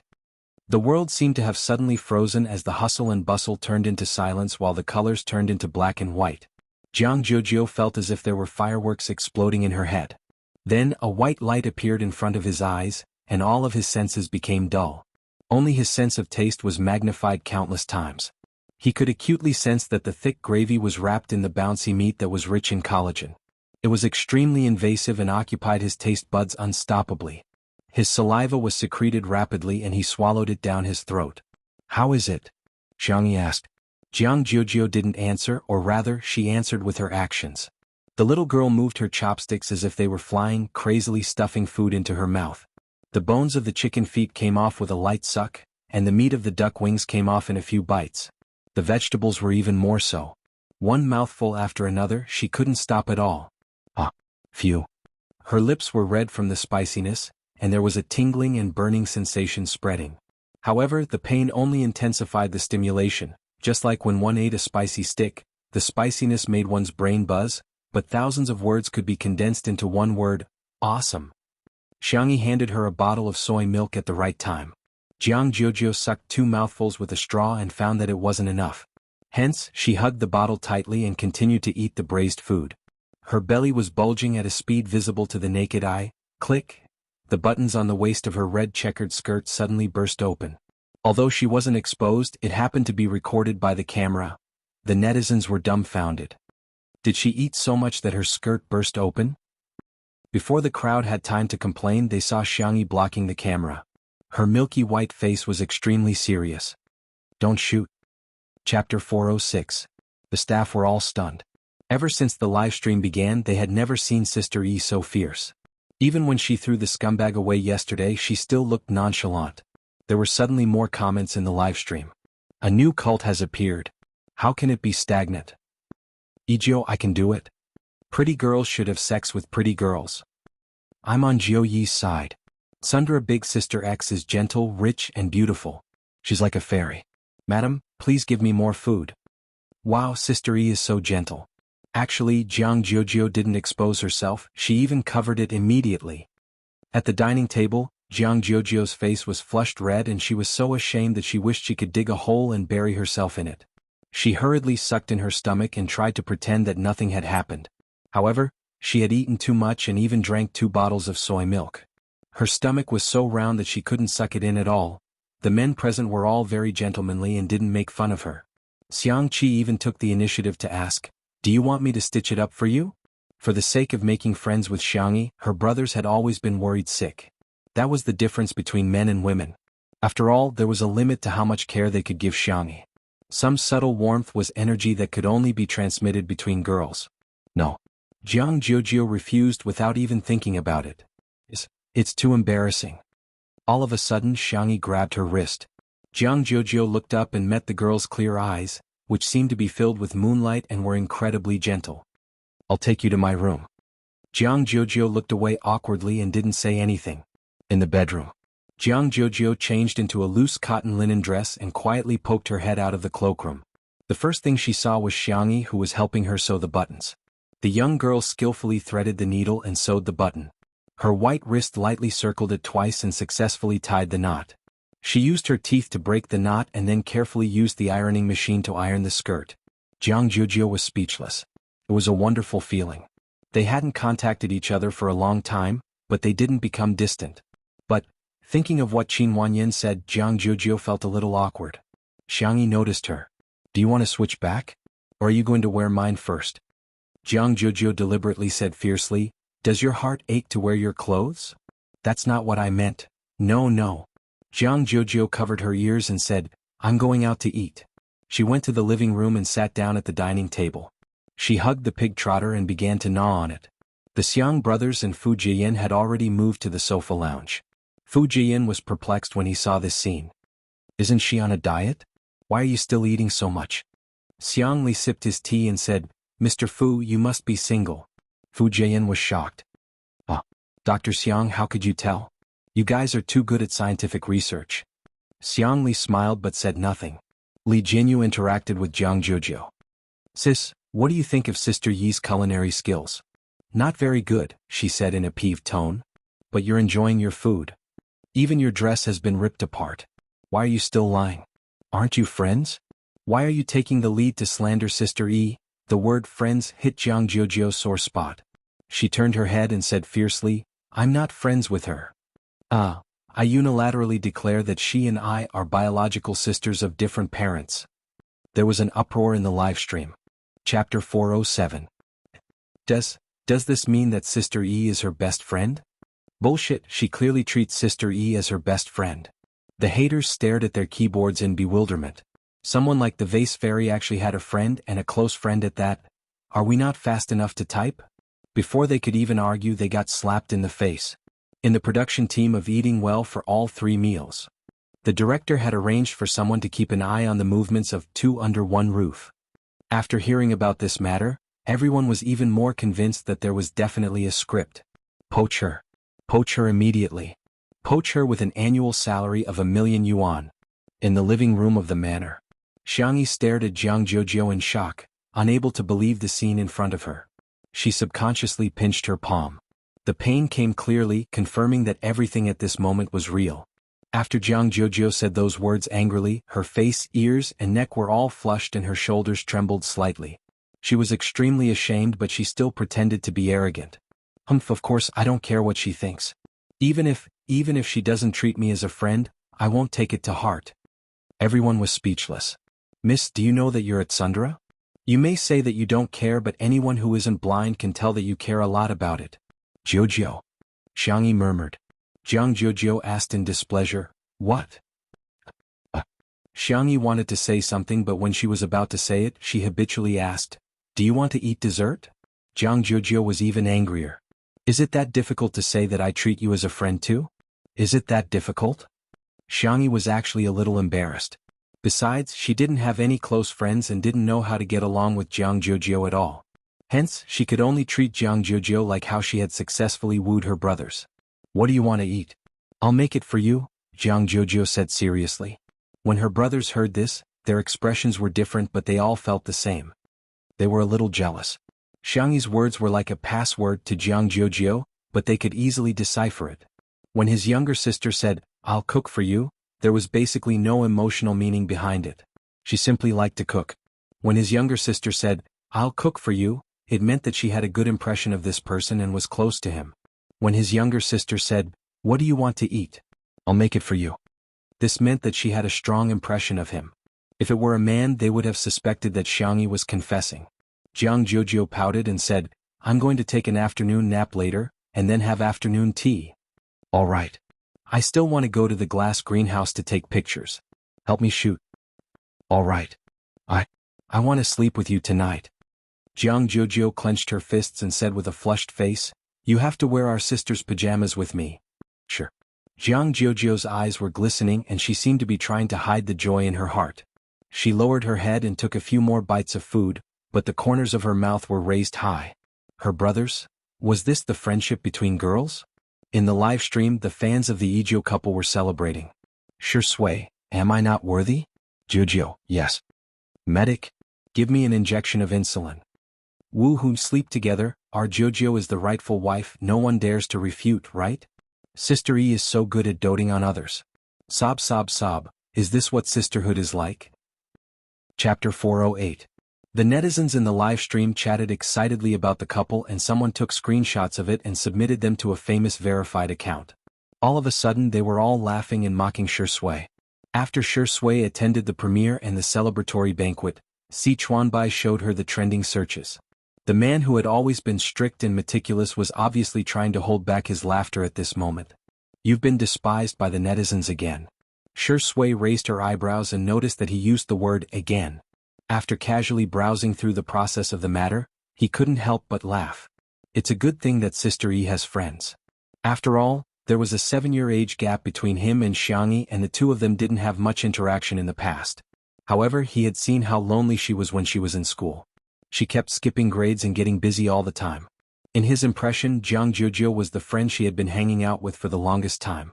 Si Chuanbai said, "You're quite open-minded. Should I praise you for having a good attitude? The Yizhou couple has already been created." Shui sat in the nanny van, crossed her long legs lazily, and slowly loosened her tie. Changed the navigation to the manor. Outside the window, light and shadows flashed and the scenery changed. The man said calmly, "Go back and teach the little girl what it means to be the main wife." Si Chuanbai was speechless. Indeed, he and the netizens were overthinking. So what if she's at Sundra? Shui has never lost. While Jianghu went to take a nap, the livestream was paused and Li Jianyu announced for everyone to take a 2-hour break. Xiangyi was in a state of excitement and couldn't fall asleep at all. She ran to the kitchen, picked up a taro, peeled it, and got ready to steam it to make mashed taro. She remembered that Jianghu liked it. Suddenly, a few tall figures walked in from the kitchen. Xiangli came over and took the initiative to peel the taro for Xiangyi. After the acupuncture, his hand had improved a lot. Xiangyu was sitting on a small stool and playing with a game console. His hand speed was astonishingly fast. Xiangqi leaned against the wall lazily and yawned, wondering why Xiangyu had gathered everyone. Sangchen stood tall and slender. Even though he was dressed in casual clothes, it was difficult to hide his oppressive aura. He said indifferently, "Let the family meeting begin." Xiangyi was slightly startled. She was hesitating whether she should put down the taro, but then she heard Xiangli say, "Relax. We're mainly talking about whether that person will come back." Xiangqi felt as if he had been struck by lightning. My guess can't be right? Xiangyu looked up with a blank expression. Sangchen glanced at Lao San and Lao Si, who were asking for a beating. He forced himself to be patient and explained to them how Xiangyi's body had been possessed for the past year. Although Xiangqi was surprised, he accepted it very well. Xiangyu was a little confused. Xiangyi steamed the clean taro and the purple potatoes that were used for coloring. Her tone was somewhat helpless as she said, "I asked Xiao Naofu, but it has no way of contacting the main system, so I'm not sure." Xiangyu? Wasn't Xiao Naofu just an ordinary kitten? Probably because his expression was too shocked, Xiangqi patted him on the shoulder. "Hey, it's okay. Little uncle must be stupider than you." He would never guess that in the past year little sister wasn't little sister. Xiangyu. Comparing him to little uncle? Thank you, but he wasn't comforted. Xiang Li, who had the highest IQ, frowned. "If there's no way to take a shortcut, then we can only use the stupidest method." Everyone looked at him in unison. According to the known situation, the premise of soul replacement should be that little sister is injured or in a weak state. Then, the simplest way is to find someone to protect her 24 hours a day. Chapter 409. Sangchen asked, "Bodyguard? I'll go look for one and see if there are any suitable ones." Xiangqi interjected, "You have to find a female bodyguard. A male bodyguard can't be guaranteed to be around 24 hours a day." Xiangyu's brain twitched. A boyfriend can. In an instant, the three brothers cast murderous glances at him. Xiangyu wished he could die on the spot. He said, "I was just kidding, is it funny? Ah ha ha." He laughed dryly as cold sweat broke out on his forehead, for fear that his brother would teach him a lesson. Sangchen glanced at him and couldn't be bothered to argue with him. He said calmly, "I'll make the arrangements." Xiangli said, "I think I can apply for official protection of family members. Let me make a call to confirm." Xiangqi exclaimed, "I'll go ask around too." Xiangyu said, "I'll ask my friends too." The few of them were very efficient. As soon as the taro and purple potatoes were cooked, Xiangyi learned that she had 10 bodyguards. The corners of her mouth twitched. "Isn't that a little too much? Actually, I can protect myself too. 10 is too much." Don't let your guard down. Don't worry, I can afford it. Xiangyi had no choice but to accept their good intentions. After the family meeting, the brothers left one after another. After all, they all had things to do. After sending her brothers away, Xiangyi was a little melancholic, but she soon accepted reality. She cherished it even more because it was too difficult to get together. Jianghu woke up from her afternoon nap and scurried out of the guest room to look for Xiangyi. After wandering around, she saw Xiangyi in the kitchen. The young girl was quietly preparing the ingredients for milk tea, which were her favorites, such as mashed taro and taro balls. The light in the oven was on and the aroma of cookies wafted out. It was a warm and quiet scene. Ding! It was time for the oven to open. Xiangyi took out the cookies and tasted them. Seemingly thinking that they tasted good, the young girl tilted her head and gave herself a thumbs up. Jianghu, my sisters are so cute. Sensing Jianghu's gaze, Xiangyi looked over and said with a smile, "You're awake. Do you want to go for afternoon tea?" Jianghu folded her arms arrogantly and said, "Since you've already invited me, I'll consider it." A second later she nodded. "Alright, I've thought about it." Xiangyi. "Really? Then I'll bring the food to the glass greenhouse." Jianghu sounded awkward, but her body was very honest as she took the initiative to share half of the burden with her. It just so happened that the staff had almost rested. Li Jianyu shouted and prepared to shoot the afternoon tea of the two girls. A few minutes later, the netizens received a push notification for the live broadcast. When they clicked on it, what appeared in front of them was a scene that looked like an idol drama. The wind was gentle, the clouds were light, and the distant mountains were beautiful. The sunlight was refracted through the glass, and the flowers and grass grew luxuriantly. On the round table covered with a lace tablecloth, there were delicate biscuits and milk tea. There were a few freesia in a slender porcelain bottle. The two girls were sitting opposite each other, leaning against the recliners and swaying slowly. The white and soft kitten was nestled in Xiangyi's arms while the silly little Shiji was squatting by Jianghu's feet. Jianghu took a bite of the biscuits and milk tea, squinting her eyes in bliss. "I'm taking screenshots like crazy, this is so beautiful. The director is so good, this is my ideal life." "Huh? I think I saw Shui coming back. He's at the entrance at the bottom left corner of the screen. Let him go. Let him run away from home." Chapter 410. Haha, are you serious about telling Shurindi to run away from home? My mom is asking me why I'm laughing like a pig. The camera panned to a distant view. The man was dressed in a tailored black suit that accentuated his height and long legs. His tie was loosely tied and a few locks of his hair were hanging down. He looked relaxed and casual. It was as if he was returning home. He locked his gaze on Xiangyi, who was in the glass greenhouse, and strode over with his long legs. The comments in the live stream were instantly flooded. "Ah, Shurindi in a suit can do it. His legs are at least 2 meters long. They're even better than models. He's so immersive, I feel like he's going to unbuckle his belt in the next second." Sichuanbai was watching the live stream in the nanny van. When he saw the comments, a smile appeared on his face. Looking at the comments, it was indeed the status of the main wife. His phone vibrated and he picked it up. Anan's anxious voice came through the receiver. "Chuan, I think I've been scammed." "Chuan? Don't you think it's strange to call him Chuan? It sounds like you're taking advantage of me. And it sounds a little strange." Sichuanbai interrupted his nonsense. This little colorful guy always said shocking things. He pressed his eyebrows. "Get to the point." Someone claimed to be the director of the variety show, National Mass Workout, and said that he wants Sister E to be a flying guest for the next episode. "I don't think it's real, but I'm afraid it's true." Sichuanbai raised his eyebrows. Even he was a little stunned. National Mass Workout was a national variety show that could be said to be the most popular variety show at the moment. It had recorded a total of 2 seasons, and the 3rd season was in preparation. Every season, the guests invited could be said to be the top or A-listers, or they were the senior big shots with a high status. Sichuanbai took a deep breath and said, "Send me the contact information." 2 minutes later, Sichuanbai confirmed that it was really the director of National Mass Workout. Anan was extremely excited on the other end of the phone. "Ah, our girl is so capable." Sichuanbai smiled and said, "She's quite capable." In a sense, Xiangyi's popularity could be said to have risen from C-list to A-list. However, the industry wouldn't recognize her status if she didn't have any film or television projects.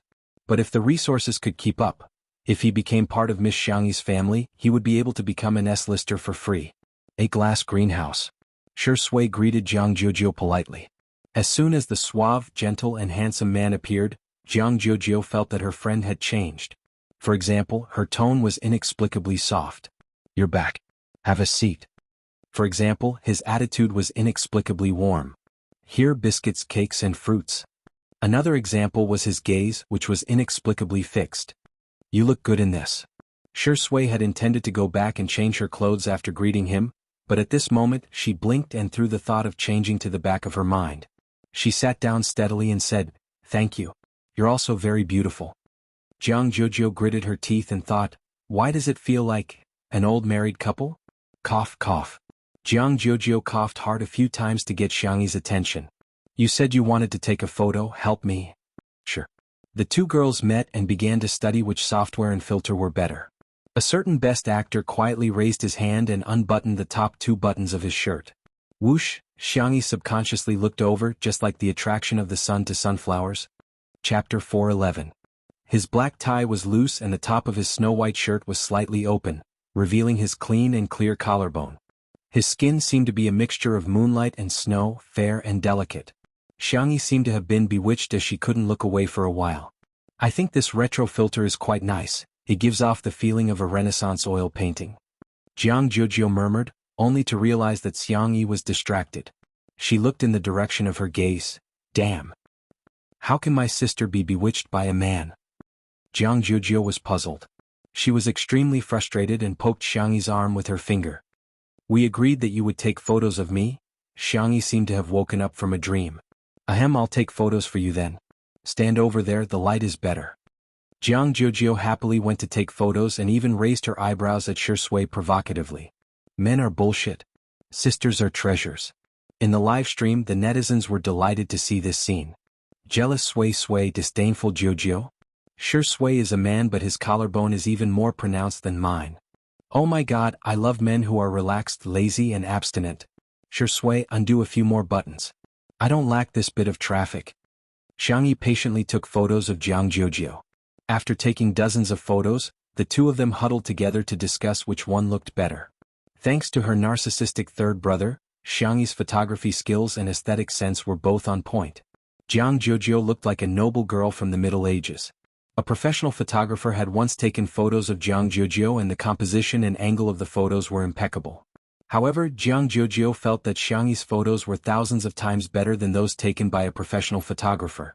However, her tone was still arrogant. "Humph, you're just SOSO. You haven't improved at all after so many years." Her body, however, was very honest. She held Xiangyi's arm with her hand, which was a gesture of intimacy between sisters. Shui saw this scene. He calmly picked up the glass of water and sipped slowly. Swoosh, Xiangyi looked over again like a good-for-nothing. Under the warm light, every part of the man's face was perfect. He raised his snow-white neck, his Adam's apple moving up and down as he swallowed. His pale thin lips were wet with water. He frowned and licked the corner of his lips, seeming to be intentional or unintentional. As if sensing Xiangyi's gaze, he looked up and his thin lips parted into a thin but seductive smile. Jianghu thought, "Damn you, dog of a man." Half of the netizens in the livestream were screaming and the other half were quacking. "Covering my mouth can't stop me from screaming like a groundhog. Brother, I can do this. I really can." Goose goose goose goose goose. Jianghu's expression is hilarious. "You didn't expect this, did you? The person in front of you is a Grand Slam best actor. Seriously, Shui is fighting for attention, right? Wasn't it?" Sure enough, he was a man with a mental age of 10. I laughed so hard that my neighbors within a 10-mile radius would have to rely on hearing aids for the rest of their lives. Jianghu gritted her teeth and thought to herself, "My good sister will never fall for such a dog of a man." In the next second, she heard Xiangyi ask gently, "Do you want to take a photo?" Shui blinked and said with an innocent expression, "But I'm not wearing any makeup. Will I look ugly in the photos? I'm so envious of Sister E for making you look so good in the photos." Jianghu was speechless. Isn't she just saying, "Sister, you're so good at makeup, unlike me who doesn't even know how to put on foundation?" Chapter 4:12. The staff at the scene had a hard time trying to suppress their laughter, but the netizens watching the live stream didn't have so many scruples. "She's so green as soon as she opens her mouth. Oh my god, Shui is so good at variety shows." I can't take it anymore. Look at Xiao Naofu and little Shiji's expressions. I'm rolling around in bed laughing. Only then did the crowd notice that Xiao Naofu had taken a few steps back with a look of disdain, seemingly trying to draw a line between him and Shui. Little Shiji had no idea what was going on and chased after Xiao Naofu while wagging its tail continuously. It was a vivid illustration of what it meant to dislike dogs and cats. However, Xiangyi retorted seriously, "No, you look good in all the photos." Shui was slightly stunned, but after a moment he couldn't help but burst into laughter. It seemed that Xiangyi had an inexplicable trust in him at all times. Just that, he suddenly felt a sense of guilt. He stopped teasing her and said in a low voice, "I'll leave it to Sister E then." Xiangyi took out her cell phone and began taking photos of him. Jianghu stomped her feet in anger, causing countless viewers to laugh hysterically. What kind of magical scene is this? Other people's scenes were thrilling, and repeatedly testing the edge of death. The scenes on Two Under One Roof were hilarious, and so hilarious that their abs would pop out at any moment. This scene, without a doubt, became one of the famous scenes that fans of Two Under One Roof often relived.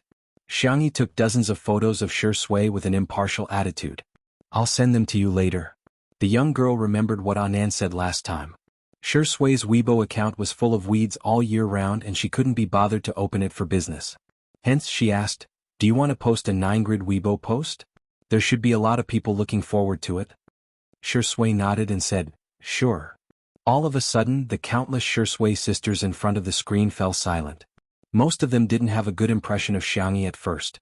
After all, Xiangyi's reputation was too poor previously and she had been criticized on the internet for nearly a year.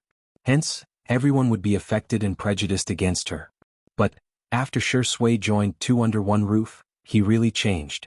He used to be on set all year round, and there was almost no activity except for his work. His fans couldn't catch any traces of his life, and many even pessimistically thought that he didn't care about his fans at all. However, Two Under One Roof allowed everyone to see the relaxed side of Shui, especially his interactions with Xiangyi. Only then did they realize that he also had a childish side. When he was childish he would even bully kittens. This Shui might not be perfect but she was very real. Now, Xiangyi even urged Shui to open for business. That feeling was really subtle. Sometimes there was no reason to hate someone. Similarly, having a good impression of someone was just as sudden. Shui was typing something on her Weibo account while Jianghu seized the opportunity to grab Xiangyi's wrist. That. The proud and pampered young miss was now stammering, her small fists clenched tightly. "Xiangyi, Everyone's curiosity was piqued by her. Jianghu closed her eyes and finally made up her mind to express what she found hard to say. "Hey, can you take a selfie with me?" Xiangyi's cherry lips opened and she hesitated for a few seconds. "Can't I take a few more?" Jianghu said resolutely, "Sure. I can do it. I'm super." Chapter 413. In the livestream, girls who don't mean what they say are so cute. Sister E is really the Terminator of tsundere. She's so good at curing tsundere. Jiujiu can do it. Shui, can you do it or not? I'm sick of answering this question. #Shui can't do it. Okay, next question. The two girls chose various filters and decorations to take a selfie. The netizens exclaimed that it was so realistic that it was simply a replica of the selfies they took with their sisters. At the same time, Shui posted on Weibo. The caption was simple, but it was enough to make one's imagination run wild. "Shui, Sister E took it." The Shui sisters were a little upset when they saw the text, but after seeing the picture, they screamed. The man in the picture was wearing a white shirt and a black suit. His tie was loose and his collar was open. His gaze was deep and doting and he looked lazy. He was a refined scum who was abstinent and passionate. The number of comments instantly exceeded 10,000. "He's like a boyfriend. He's finally open for business." I'm covering my mouth and crying. "Thank you, Sister E." I announced that Sister E is the prettiest sister in the world. Shui put away his cell phone, too embarrassed to continue teasing Xiangyi, so he got ready to go back and change his clothes. The corner of his shirt was suddenly tugged. He turned around and met her bright eyes. "Sister E, do you want to take a selfie?" Xiangyi asked. There was a trace of surprise in the depths of Shui's eyes, as if he didn't expect that Xiangyi would take the initiative to ask him for a selfie. He smiled and said, "Yes." Little did he know that although he didn't do anything this time in Jianghu's eyes, He was playing hard to get and retreating in order to advance. I'm so angry. Due to the height difference between the two of them, Jianghu raised her cell phone high, but before she could press the camera button, it landed in a pair of bony hands. The man's magnetic voice sounded in her ear. Let me do it. Jianghu. Okay. Seeing this scene, Jiang Jojo began to stomp her feet again. Jojo, why do you have a problem with the floor? Fu Jian yawned and appeared beside Jiang Jojo while his hair was messy. No one woke him up. He had been taking an afternoon nap until now. Fu Jian seriously suspected that he had been forgotten by the production team. Jiang Jojo was infuriated. I'm so angry. Ignore me. Fu Jian replied. Oh. With one hand in his pocket, Fu Jian sauntered over to Jianghu and Shi Sui. Shamelessly, he leaned over and said, Senior Shi, are you guys taking a selfie? Count me in. Let's activate a pig head special effect. Shi Sui smiled, and the look in her eyes was very kind. The netizens in the live stream were laughing so hard that they were almost out of breath. Fu Jian. What a straight man. Sui Suizi, you look like AF * King Pig. F * CK. Why is Fu Jian so funny? I can't control myself as soon as he appears. Fu Jian's manager almost fainted when he saw this scene through the live stream. Bro. I told you to clear your name. Why are you ruining your own image? I told you to talk less, do more, and pay attention to your image. Have you forgotten all about it? Your brain is a good thing. Forget it if you don't use it well. You can't have not used it even once after more than 20 years, can you? The manager drank some oral liquid and opened the pop-up comments while trembling. He was already prepared for Fu Jian to be criticized by the netizens until he quit the entertainment industry. Whoosh! The screen was filled with ha-ha-ha comments that were so dazzling that it hurt the manager's eyes. The manager was speechless. Chapter 4:14. 1 minute, 2 minutes. The expected flood of negative comments didn't appear. On the contrary, the netizens' comments were all positive. Ha ha ha. Why can you send a voice message? Fu Jian is quite suitable to be a comedian. Actually, he's funny. His Highness turns out to be a silly boy in real life. I'm done. To be honest, Fu Jian has been enjoying the benefits of being a crown prince for the past 2 years and I've long been tired of him. He really made the right choice to take on 2 under 1 roof. His agent was too far-sighted. Getting rid of the shackles of being a crown prince is the way to long-term development. Seeing this, the manager's eyes were in a trance. Great foresight? What does that have to do with me? The reason why he gave Fu Jian this job was really just to clear his name? Is this a blind cat that chanced upon a dead mouse? It's so dark that it's naturally clear? Next, Fu Jian followed Jianghu to Little Rabbit Farm. He completely let himself go and revealed his talkative personality. He could even talk to cows for a long time while milking cows. When he was done, he suddenly realized, wait a minute, aren't I here to clear my name? He recalled his manager's earnest instructions and all sorts of knowledge about setting up a character. It's over, why can't this knowledge enter my mind? Jiang Jojo was still sulking and kicking pebbles nonchalantly. Seeing his expression, she said in disdain, Hey, are you retarded? Fu Jian said with a sullen expression, My fans are definitely going to stop following me. Jiang Jojo expressed her doubts. You actually have fans? Am I living in an illusory world and everything is fake? Actually, I don't have a single fan. Seeing that he was about to break down, Jiang Jojo said awkwardly, Okay, you're actually not too bad looking. It should be normal for you to have a few fans. After all, an ordinary person like me has hundreds of thousands of fans on foreign social media platforms. The netizens were speechless. Fu Jian, ordinary Jiang Jojo? Jianghu came over with a basket of duck eggs and was about to go back to marinate them when she saw that Fu Jian was not in a good mood. She asked gently, Fu Jian, are you okay? Jiang Jojo secretly pointed at Fu Jian and then at her head, hinting to her that there was something wrong with his head. Jianghu, Fu Jian sat down on the ground and hugged his knees. He exuded a dejected aura. You don't understand. They all like me because of a character. If they find out that I'm not that character, no one will like me anymore. Jiang Jojo said, What nonsense are you spouting? So you're an actress? I thought you were a crosstalk artist. Fu Jian. His heart felt as if it had been stabbed by a knife. Jiang Jojo said, Since they like you because of one role, wouldn't they like you 10 times more if you play 10 roles? Don't tell me you don't have a script to act in? Fu Jian. One stab after another. While the netizens were laughing, Fu Jian's fans felt sorry for him. They wanted to comfort him but they didn't know where to start. As Fu Jian said, they did like him because of the crown prince. At this moment, Xiangyi's calm and indifferent voice sounded. You're the one who gives life to the characters. The characters are liked because of you. Fu Jian, why do you have to act? You.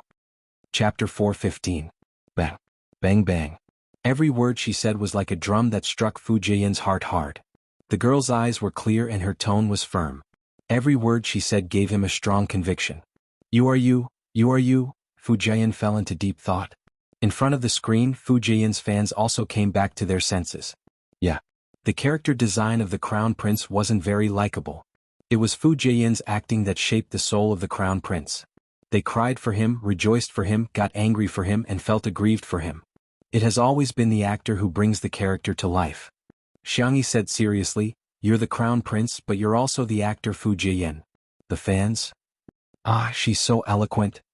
Xiangyi is really a girl with a strong sense of self-awareness. That's rare. Sister E, please come out with a book as soon as possible. If you're so eloquent, say more. The confusion in Fu Jian's eyes slowly dissipated at this moment. All along, the team had been asking him to maintain his persona and maintain his popularity. He was also very anxious and felt that he was limited by the character of the Crown Prince and couldn't get out of it no matter what. In the past 2 years he had acted in a few dramas, but compared to the other roles they didn't seem that outstanding. The pressure from the outside world made Fu Jian more and more anxious. Am I not good enough? Am I really at the peak of my career?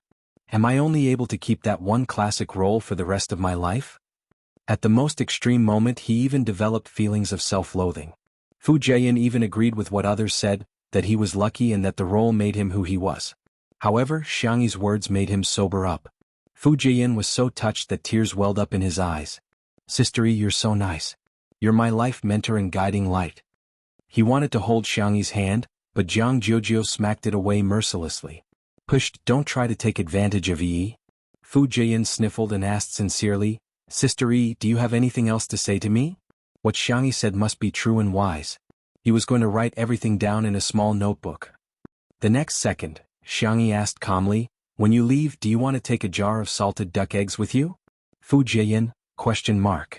The duck eggs this time are big and they are all double yolk eggs. After marinating, the golden yolk will drip with oil when poked. Fu Jian? You don't like it? What about bringing a jar of kimchi? I've made cabbage, radish and beans. I've also made soy sauce and chili sauce. There are also many kinds of jam. You can take your time to choose. To the production team, Fu Jian and the others were guests. But to Xiangyi they were all guests. How could she leave empty-handed? After a moment of silence, Fu Jian suddenly sobbed and exclaimed miserably, Xiangyi! Wu, I also want to unilaterally announce that you are my biological sister from a different mother. Jiang Jiujio exclaimed, get lost, you plagiarized my poem. Fu Jian seemed to be on steroids as he cleaned the house, chopped firewood and fed the chickens. He couldn't stop at all. Sitting on the swing, Jiang Jiujio was as angry as a blowfish as she stared at Xiangyi who was pickling salted duck eggs in the courtyard, as well as Shi Sui who was assisting her. Why aren't you coaxing me? Atrocious. She bit her lip, jumped off the swing, walked towards Xiangyi and stood still. I'm angry. I'm super angry. I'll give you a chance to coax me. I won't wait until it's too late. Chapter 4:16. Thud. The duck egg in Xiangyi's hand fell into the mud mixed with salt water and yellow soil, causing a few drops of mud to splatter. Why are you angry? Jiang Jiujio clenched her fists tightly. You idiot. It turns out that in this world what's more difficult than reading and understanding is a girl's heart. The pop-up comments in the live stream were filled with joy. Sister E, as expected of you. You're a straight woman. Ha, Sister E, you're angry at Jiujio? Ijio is so sweet.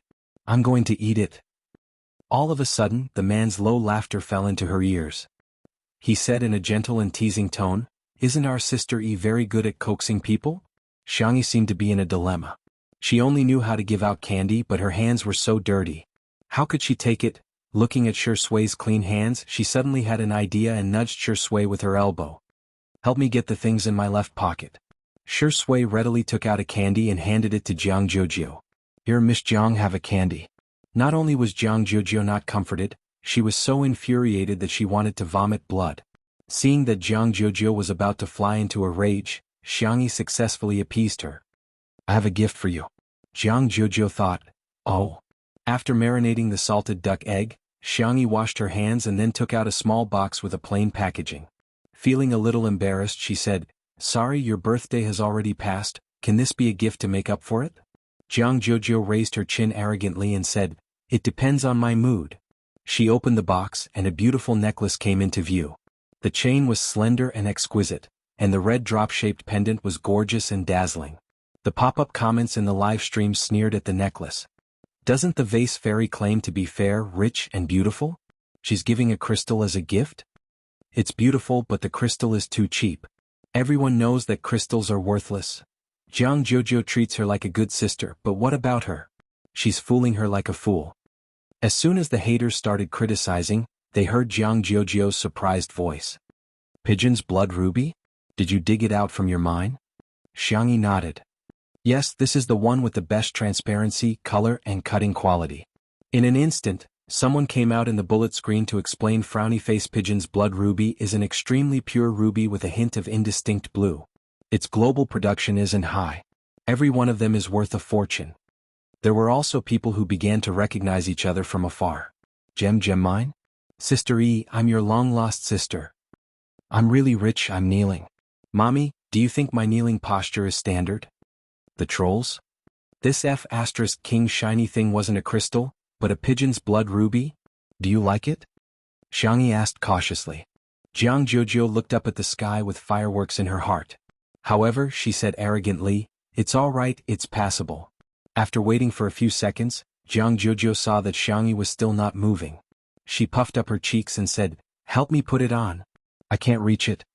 Xiangyi smiled and helped her put on the necklace. The pendant hung in the middle of her collarbone, making her skin look exceptionally fair. Jiang Jojo glanced at Shui smugly as if to say, I have a gift but you don't. To her surprise, in the next instant, Shui sighed softly. He had a firm grasp of the pitiful, innocent and pure tone of a white lotus flower. Other children have gifts, when will I get one? Chapter 417. The fragrance of the tea that wafted over made Jiang Jojo confused. Does this dog grow green tea at home?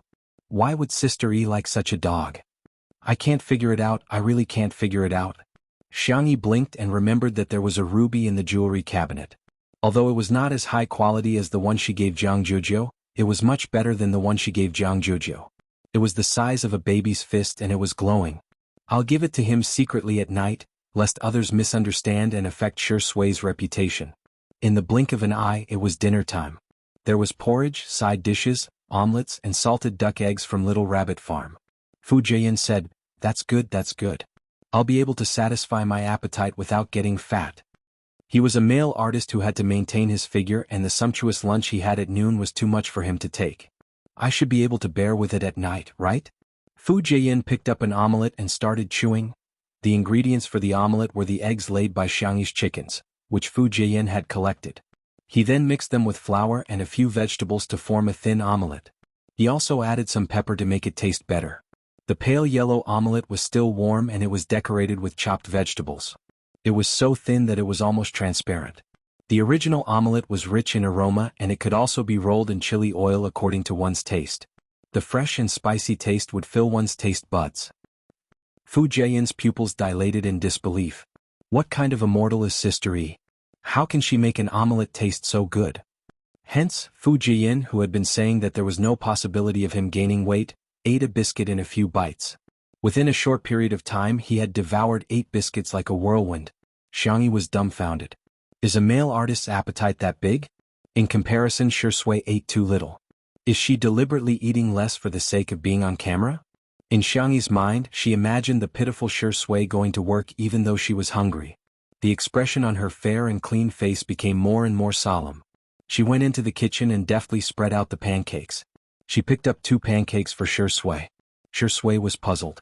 Xiangyi pulled a long face. Eat more. If you get any thinner, you'll look like a paper person. Her original intention was to remind Shui that being too skinny was actually not good looking, but Shui misunderstood and thought that she was despising her. Not in good shape? The man raised his eyebrows and decided to put fitness on the agenda to make his abdominal muscles more obvious. Dinner ended with Fu Jian burping. After the meal, Fu Jian lamented, I can't go on like this. I'm going to gain 3 pounds every meal. He then changed into his sportswear and went for a run. Jianghu wasn't considered a guest and she didn't care about her image either. Hence, she openly swiped her cell phone in the living room. After returning to China, she found out that Xiangyi actually had a live broadcast variety show, but she didn't have the time to watch it. At this time, she wanted to catch up on the previous broadcast, but she accidentally clicked on today's live broadcast. The live broadcast room was divided into the main one and the personal one.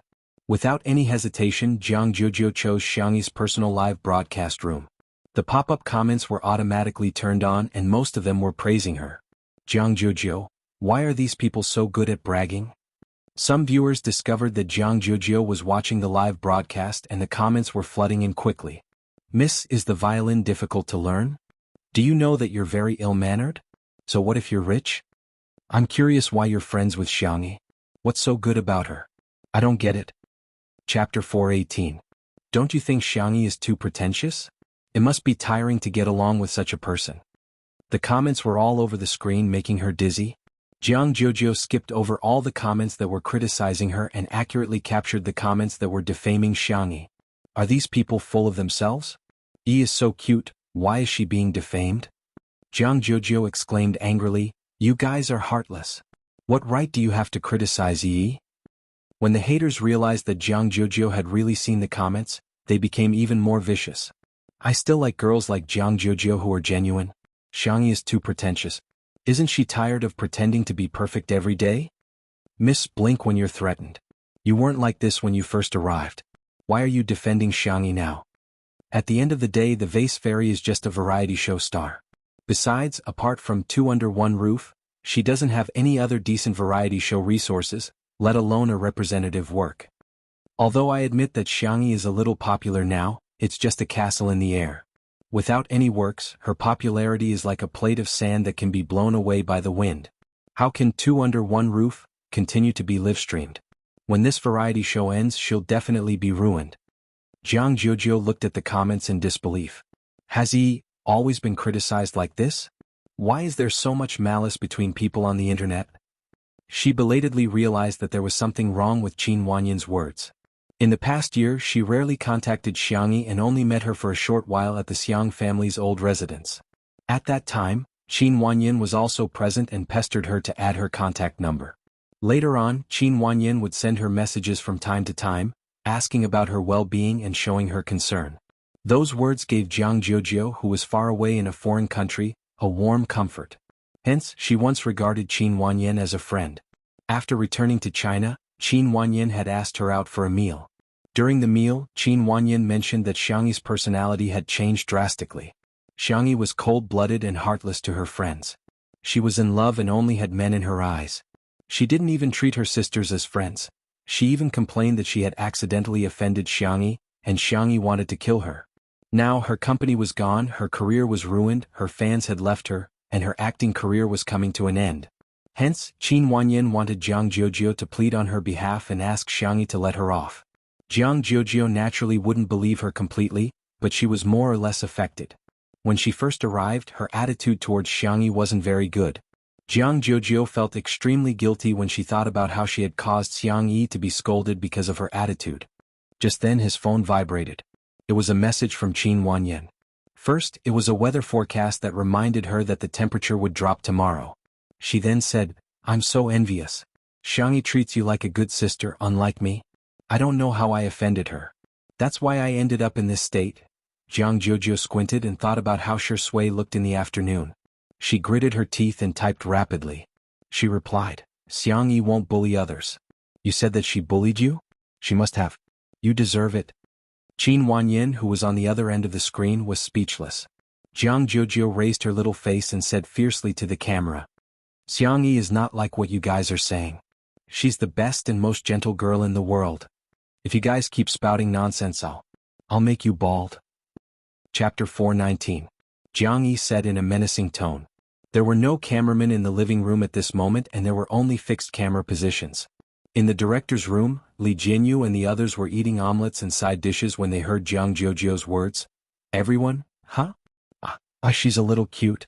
In the live stream, the netizens were also a little surprised as they didn't expect Jianghu to say such a thing. You want me to make you bald? That's not necessary. I'm getting involved, my scalp is starting to hurt. Even if you want to make me bald, you have to make me bald. Everyone look at your heads, do you have any hair left? Dog head, dog head. All of a sudden the comment section was filled with the silly netizens insulting each other. However, there were still some people who refused to give up. The angrier Jianghu was, the more smug they were. They were sarcastic and sarcastic. They would say whatever they could to infuriate her the most. Jianghu clenched her fists tightly, wishing she could go online and beat those bastards up. A clear and gentle voice saved Jianghu's bad mood in time. Jojo, can I wear these pajamas? It was he. That realization made Jianghu calm down. She turned around and saw that Xiangyi had picked up 2 pajamas, one of which was pink and white with rabbit ears and the other was creamy yellow with bear ears. Xiangyi remembered everything she said casually. Jianghu suddenly felt less angry. What's the point of being calculative with fools? They're already very pitiful for being brainless. It's all right. Despite saying that, Jianghu quickly went to take a shower and then changed into the pajamas with bare ears. Before going to the living room, she paused in her tracks and turned back to pick up her violin case.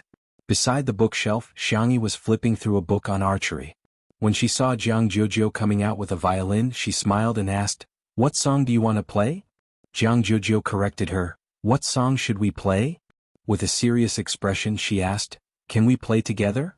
Of course, Xiangyi wouldn't disagree with such a small request from her best friend. "Sure, shall we go to the violin room then?" All of a sudden the pop-up comments were full of mockery. "Please, she's the chief of Orpheus. Are you worthy? A student of folk music shouldn't embarrass herself in front of a student of classical music? Wasn't Jianghu defending Xiangyi just now? Why did she change her mind again?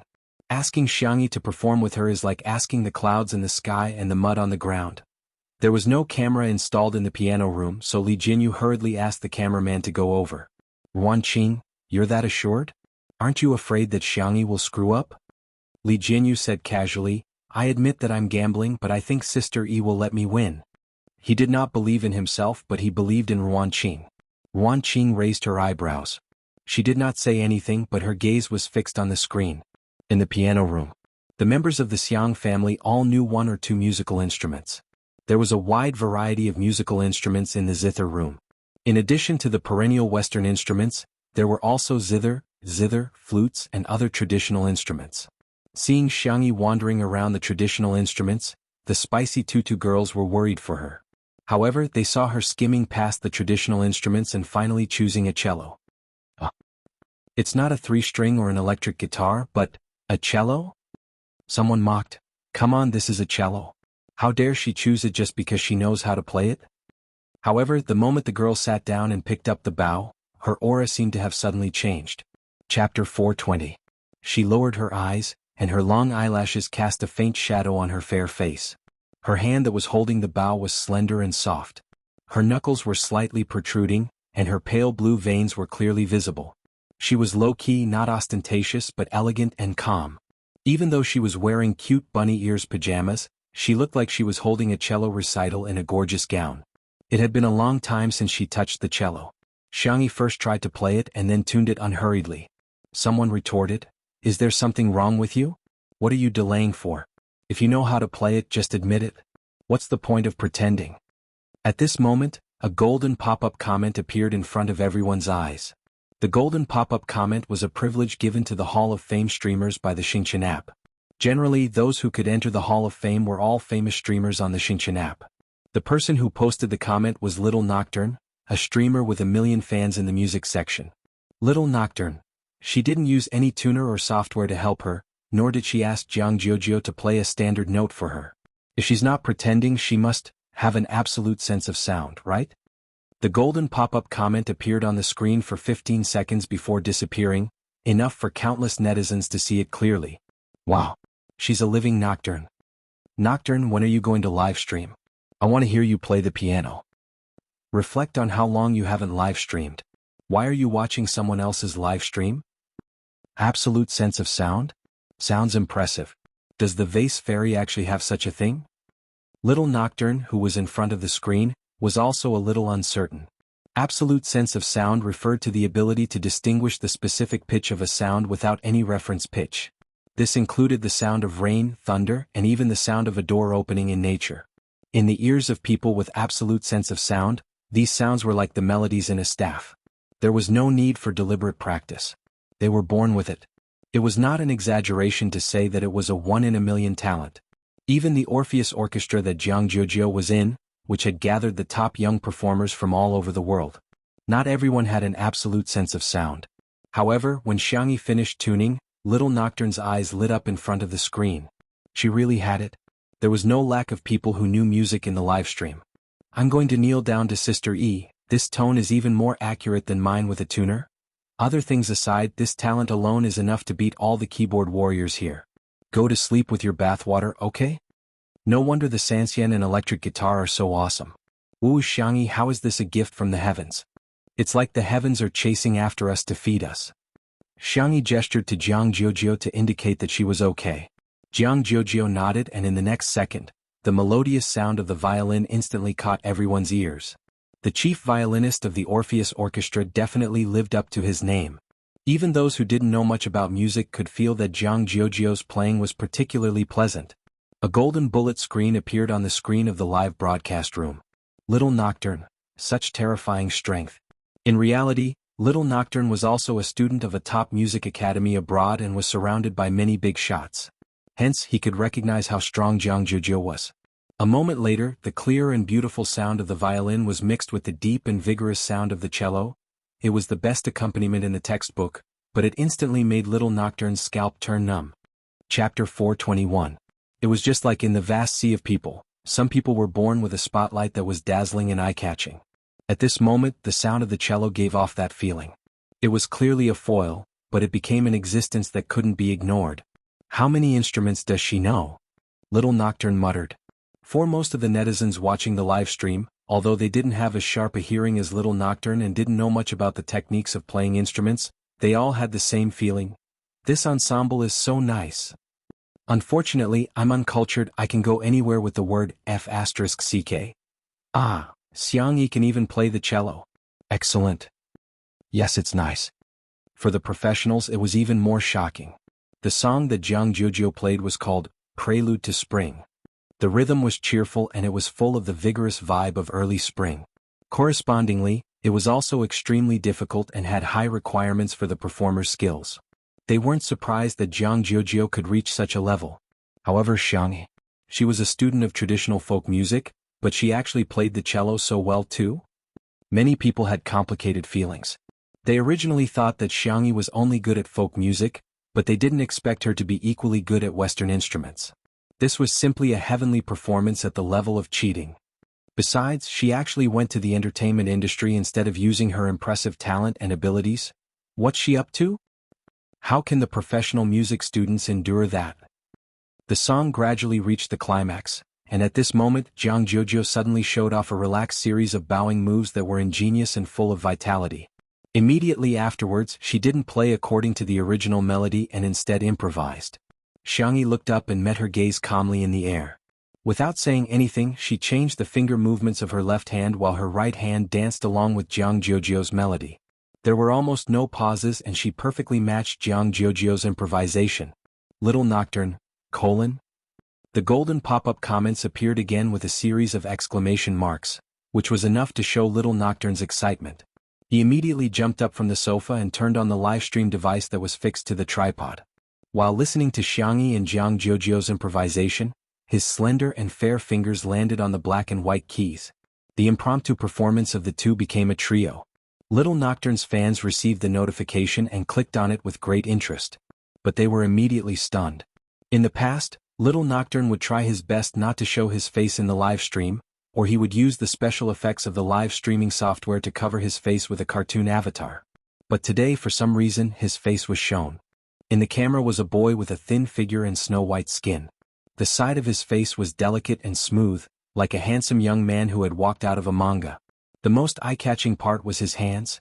His fingers were long and slender, with distinct joints. They were so white that they were almost transparent, but they were wrapped around an old red rope. Following his movements, white and red intertwined, as if it had a bewitching power. The fans? Where did this little angel come from? Debut online. Oh my god, Nocturne's looks are so good that she can kill a lot of idols in the country?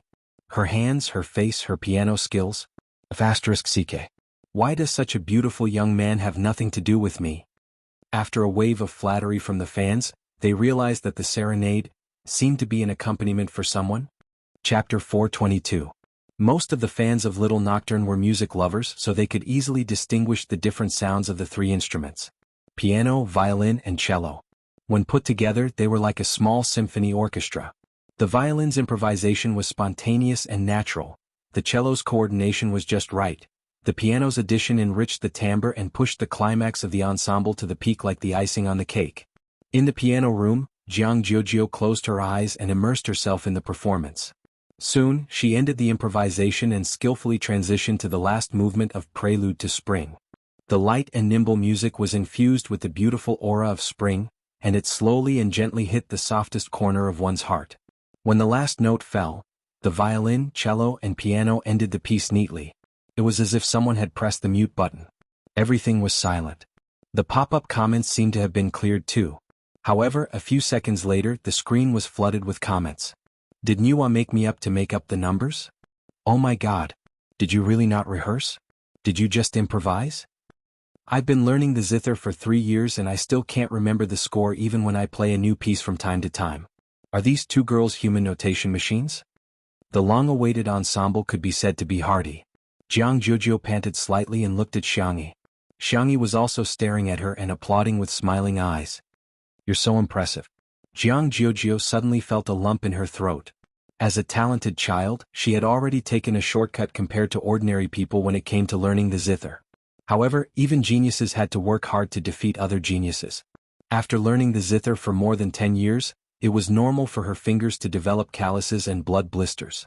Even her parents and teachers would reprimand her. Xiangyi was different. She would always encourage her gently. You're not bad. Jianghu said proudly, you must have not played for a long time. Your skills are far worse than before. I'm too busy. Excuses? They're all excuses. She was clearly more talented than Jianghu, but she insisted on cooking. Jianghu was exasperated with her. Do you want to consider joining Orpheus? When the contrarians heard this, they were amused. Is the Orpheus Orchestra a place you can go whenever you want? Okay, I admit that she can play the cello, but does Orpheus want her? Don't insult the Orpheus Orchestra. That is the sacred ground in the hearts of young performers. It's not something someone like the vase fairy can tarnish. There was a lot of discussion in the bullet screen, but in reality Xiangyi's expression was very calm. She shook her head and said, Jojo, I want to do what I like. Fame and fortune, applause and slander, she did not need and did not care. Because he had lost everything before, he knew what was the most precious. Jianghu pursed her lips, feeling a little upset, but she was determined to respect Xiangyi's choice. She pushed Xiangyi out of the piano room. You go out first. I want to be alone for a while. Xiangyi was a little bewildered, but she still nodded and did as she was told. The door was closed and the soundproofing of the piano room was excellent. Jianghu was fearless as she moved her face closer to the cameraman's lens. Orpheus invited Yi when she was 15 years old. She doesn't need her eyes, but she can donate them to those in need. My sister is just that outstanding. I'm going to piss you off. Chapter 423. In the live stream, the netizens were stunned at first, but they immediately reacted. Is Jianghu insulting the haters? Today's cuteness is a critical hit. What kind of peerless cutie is this? Wow, Missy is really just being arrogant on the surface, but she's actually very protective of Sister E. I'm in love with her. When can I have such a sisterly relationship?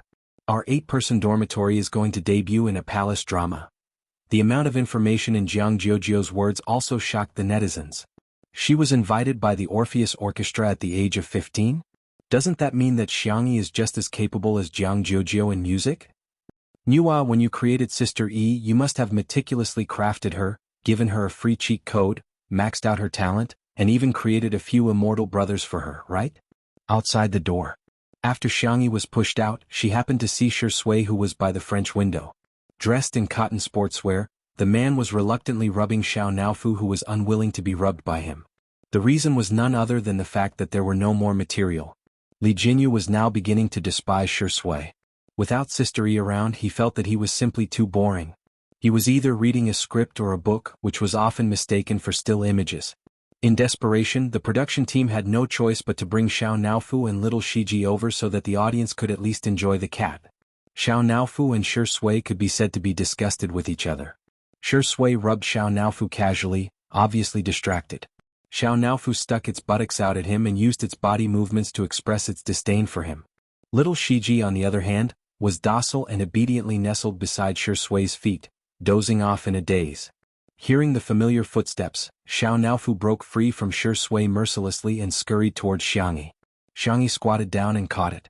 Xiao Naofu rubbed itself against Xiangyi's chest affectionately and even pressed itself against her cheek in a bid to kiss her. Boom! Xiangyi kissed its forehead and asked softly, "Are you hungry? Do you want some milk powder?" Xiao Naofu glanced at Shi Sui, wagged its tail ostentatiously, and let out a cute meow. See, this stupid woman still loves this hoo-hoo the most. Shi Sui clicked her tongue and reached for her pocket out of habit. However, she quickly realized that he had quit smoking. He pressed the space between his eyebrows, feeling slightly irritated.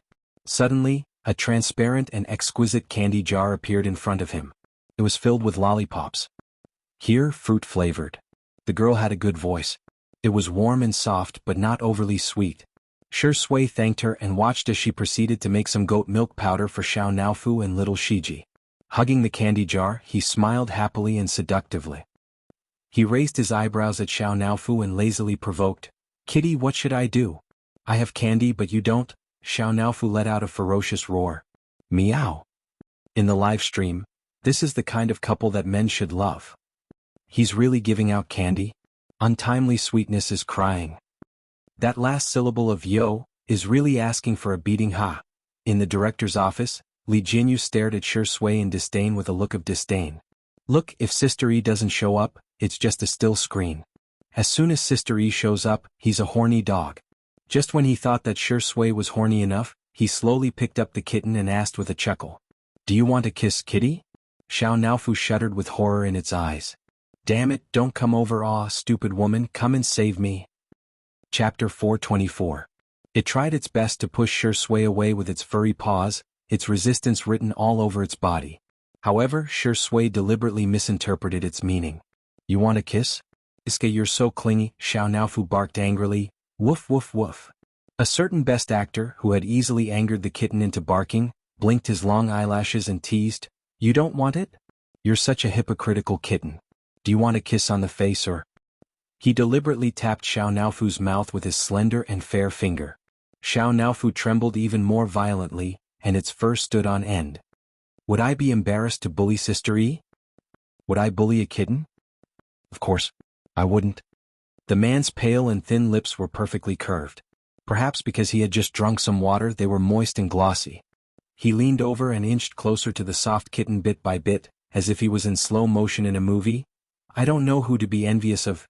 God, let me have Xiao Naofu's soul. Ha ha ha, Xiao Naofu really doesn't know how lucky he is.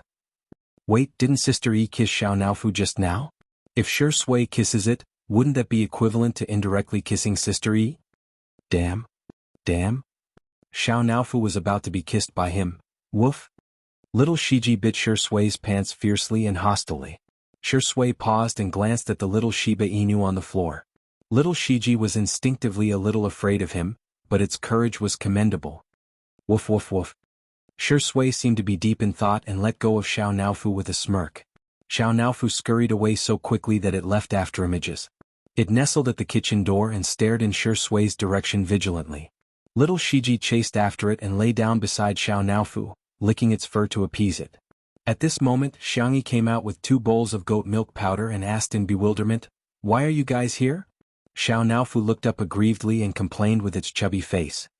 Meow meow, stupid woman, dog-like men are bad. Xiangyi placed the bowl on the ground and coaxed it for a while before walking towards Shi Sui. "Xiao Naofu," she said helplessly. Shi Sui chuckled. "I was just teasing it. The production crew? The netizens? Are you human? You're so calm and composed, you're worse than little Shiji." Xiangyi saw that the script from last time was still on the coffee table in front of him. She asked curiously, "Haven't you thought about it yet?" Shi Sui pondered for a moment and said, "Actually, I wanted to ask you if you're interested in acting in a movie." Xiangyi was stunned. "Huh. The Deshio de Shiji to Zian to E to. Best to be. To activate. She's just a variety show star. She doesn't have any representative works, yet she wants to reach the top in a single bound? Men are indeed creatures who think with their lower bodies. They have no bottom line when it comes to young and beautiful women.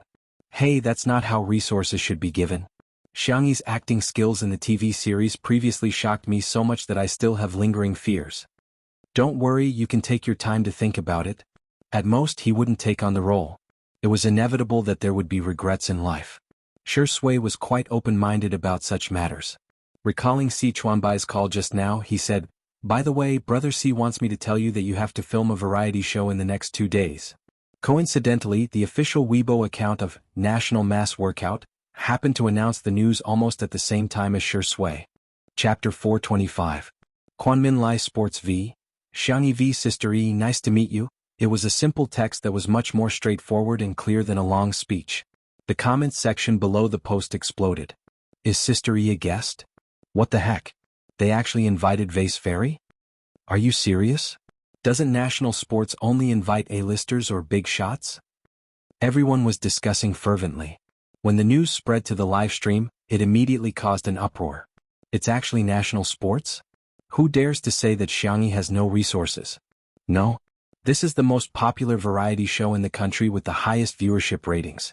Only then did everyone realize how terrifying Xiangyi's popularity was. She could be considered the fastest rising female celebrity of the year.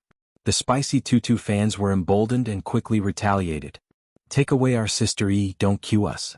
No way, right? No one really believes that Sister E doesn't have resources, right?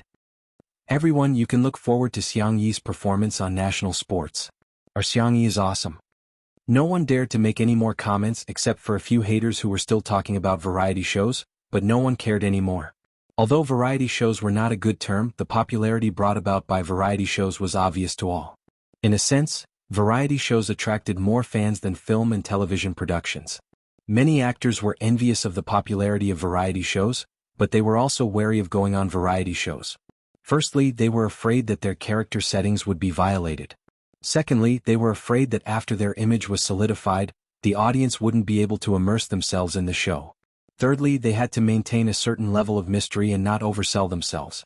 Hence, there were many restrictions. Xiangyi didn't have such worries.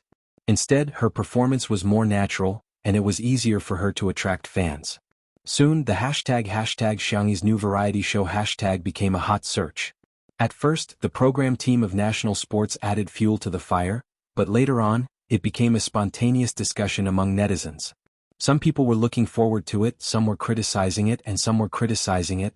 However, everything could be summed up in a simple word: popularity. Many veteran managers and entertainment companies in the industry keenly sensed that something was unusual. Female artists had a harder time than male artists in this industry. Generally speaking, male artists had more data, traffic, and discussions than female artists. But Xiangyi, her popularity was even greater than that of the other popular idols. People couldn't help but sigh. She was probably just short of a masterpiece. That was the moment when one would ascend to the pinnacle. Other than the variety show, there were 2 other hot searches related to Xiangyi. One was a duet with Jianghu, while the other was a video that many netizens clicked on and were dumbfounded. Why is there an additional piano ensemble? Wait a minute, this little brother is too handsome. While countless people were licking the screen, they also dug out information about the piano player. Little Nocturne, whose real name was Ling Yi, was a student of a top music academy overseas. He was one of the Music District's Hall of Fame streamers signed by Xingqian app. Most people's appreciation of music was only at the level of "wow, it's so good," but Ling Yi's appearance was really too outstanding. Hence, the video quickly became popular on the internet and attracted the comments of many professional music critics. E.g. Turtledove v. Tonight, Ms. Xiangyi and Ms. Jianghu played together to their heart's content and was extremely shocking. I also watched the duet with Mr. Xiao Nocturne, and after thinking about it, I'm really at a loss for words. Perhaps I can only describe it in 2 words: in my lifetime. Chapter 426. In this ensemble, the violin was fully deserving of being the protagonist, while the piano was an evenly matched opponent. It was as if they had met their match. The surprising thing was that the cello not only perfectly played the role of a foil, but it was also the best accompaniment and had a strong presence that could not be ignored. Its low and heavy tone neutralized the intensity of the battle. It had the vigorous vitality of spring when all things were growing and growing, as well as the gentle prelude when the snow melted and the ice river flowed. 3 instruments, 3 people. 1 plus 1 plus 1 no longer equaled 3. Grey Turtledove's evaluation could be said to be quite high. He was not the only one. Even a renowned musician in China, Old Mu, had reposted the video and added 2 words to it. Old Mu V, not bad. The netizens were shocked. If they remembered correctly, the last time Xiangyi accompanied C7, this big shot had come out to play the bass. They didn't expect him to come out and support Xiangyi again this time. His status in the music industry was comparable to that of a national team player. Such an existence actually appeared to support Xiangyi. However, this was just the beginning. Several masters of the folk music industry such as Sanxian, Suona, and Guqin. Anyone who knew how to use Weibo or had a Weibo account all reposted, commented, and liked the video. The netizens looked at the master's Weibo verification and felt a sense of suffocation. Ah, this is outrageous. Are all these big shots quietly paying attention to Xiangyi? Oh my god, Xiangyi is the darling of the folk music industry? No, it's not just the folk music industry but also the big shots of the classical music industry. This is the first time I've seen so many big shots of the music industry on Weibo. I suggest searching for the term #MusicLegacy#. Oh my god, senior's words really touched me. Some netizens clicked on the search engine and the page froze for a few seconds before refreshing. You suavi, hey, the little girl can play the cello too? Thumbs #MusicLegacy# raised cat calls Depang V. Tiske, it's a pity that she doesn't play the eru with such proficiency. Chinese Folk Music Association V. There is no circle in music. Whether it's folk music or classical music, it's worth passing on. #MusicLegacy #Zhou Yao V. Xiangyi, do you want to consider coming to Beijing Classical Music for graduate school? Guaranteed employment. Music Legacy and Jirua. Don't fight with our Vienna Orchestra, okay? Xiangyi, 5 insurances and 1 gold, a cello seat. Sister E, do you want to consider it? Music Legacy World Classical Music Association V. Thank you to the 3 excellent performers for allowing us to enjoy this musical feast. We also hope that in the future, there will be more young people who like folk music, pop music and classical music as long as it's music. Music Legacy #. The netizens who saw this scene were all shocked. What was prestige? This was it. Who in the entertainment industry could get so many big shots and official Weibo accounts to support them? That night, more and more people remembered the name, Xiangyi, and remembered Xiangyi's unparalleled talent in music. After the livestream ended, Xiangyi took out another ruby, put it in a box and meticulously wrapped a bow around it. Xiao Naofu's fierce meowing came from the direction of the balcony. Xiangyi walked over and realized that it was Xiao Naofu who was yelling at Shi Sui, who was standing on the balcony next door. In the night, the man's figure was tall and slender, and the cool breeze gently fell on the ends of his soft hair. Chapter 427. Seeing Xiangyi's figure, Xiao Naofu seemed to have found a backer and roared a few more times. Xiao Naofu, you can't be like this. Although it was a reprimand, it was very gentle. The little cat turned its face away. Xiangyi curiously asked Shi Sui, what did you do to Xiao Naofu? Why is it always so fierce to you? Shi Sui, you teased it and said you'd take it to be sterilized? Xiangyi said seriously, then don't say that in the future. Xiao Naofu is still a baby and its heart is very fragile. You can't hurt it like this. Shi Sui readily agreed. Okay, I'll listen to Sister E. Hearing that the dog man could actually speak human language, Xiao Naofu's icy blue cat eyes widened in disbelief. Xiangyi, then you promise it? The girl raised the chubby, white and soft little cat. Shi Sui probably didn't expect that there would be a day when he would bow down to Xiao Naofu. The tip of his tongue pressed against his chin in displeasure. After a few seconds he sighed. Xiao Naofu, I won't scare you with sterilization anymore. He had to listen to Tutu's words. Xiao Naofu's tail swung twice in the air, dizzy from the sudden bliss that fell from the sky. The next second it heard Xiangyi say, you're not allowed to be fierce to Shi Sui Gij anymore. Xiao Naofu, meow. I won't listen. Xiangyi patiently persuaded, if you're obedient, I'll make you a luxurious seafood set meal, the kind that can have 10 ingredients. Xiao Naofu, would this hoo-hoo bow down for a mouthful of food? Of course. It made a sweet and soft meow, in a flattering and coquettish tone. Okay, then you two shake hands and make up, okay? Hearing this, Shi Sui and Xiao Naofu's eyes revealed rejection. But Xiangyi insisted. Thus, Shui had no choice but to stretch out her bony fingers. Xiao Naofu also reluctantly stretched out its chubby paw. The man and the cat shook hands across the balcony for less than a second. Then, as if they had touched something dirty, they hurriedly retracted their hands. Shui was rather calm, but Xiao Naofu couldn't tolerate it at all. It jumped out of Xiangyi's arms and got ready to look for little Shiji to lick. It did not want him to lick it. A dog man's hand definitely smelled like a dog.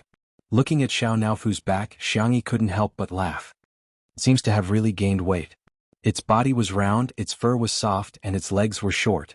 It looked extremely adorable. Shui replied with a soft, aha. Even he who didn't like small animals actually thought that Xiao Naofu was quite cute. But because she was cute, it was more fun to bully her. Smiley face. By the way, this is for you. Xiangyi handed the box over. Shui was a little surprised and raised his eyebrows. I get a gift too? Xiangyi explained seriously, children need to get gifts and so do adults. Shui seemed to be stunned for a second, or maybe it was just Xiangyi's imagination.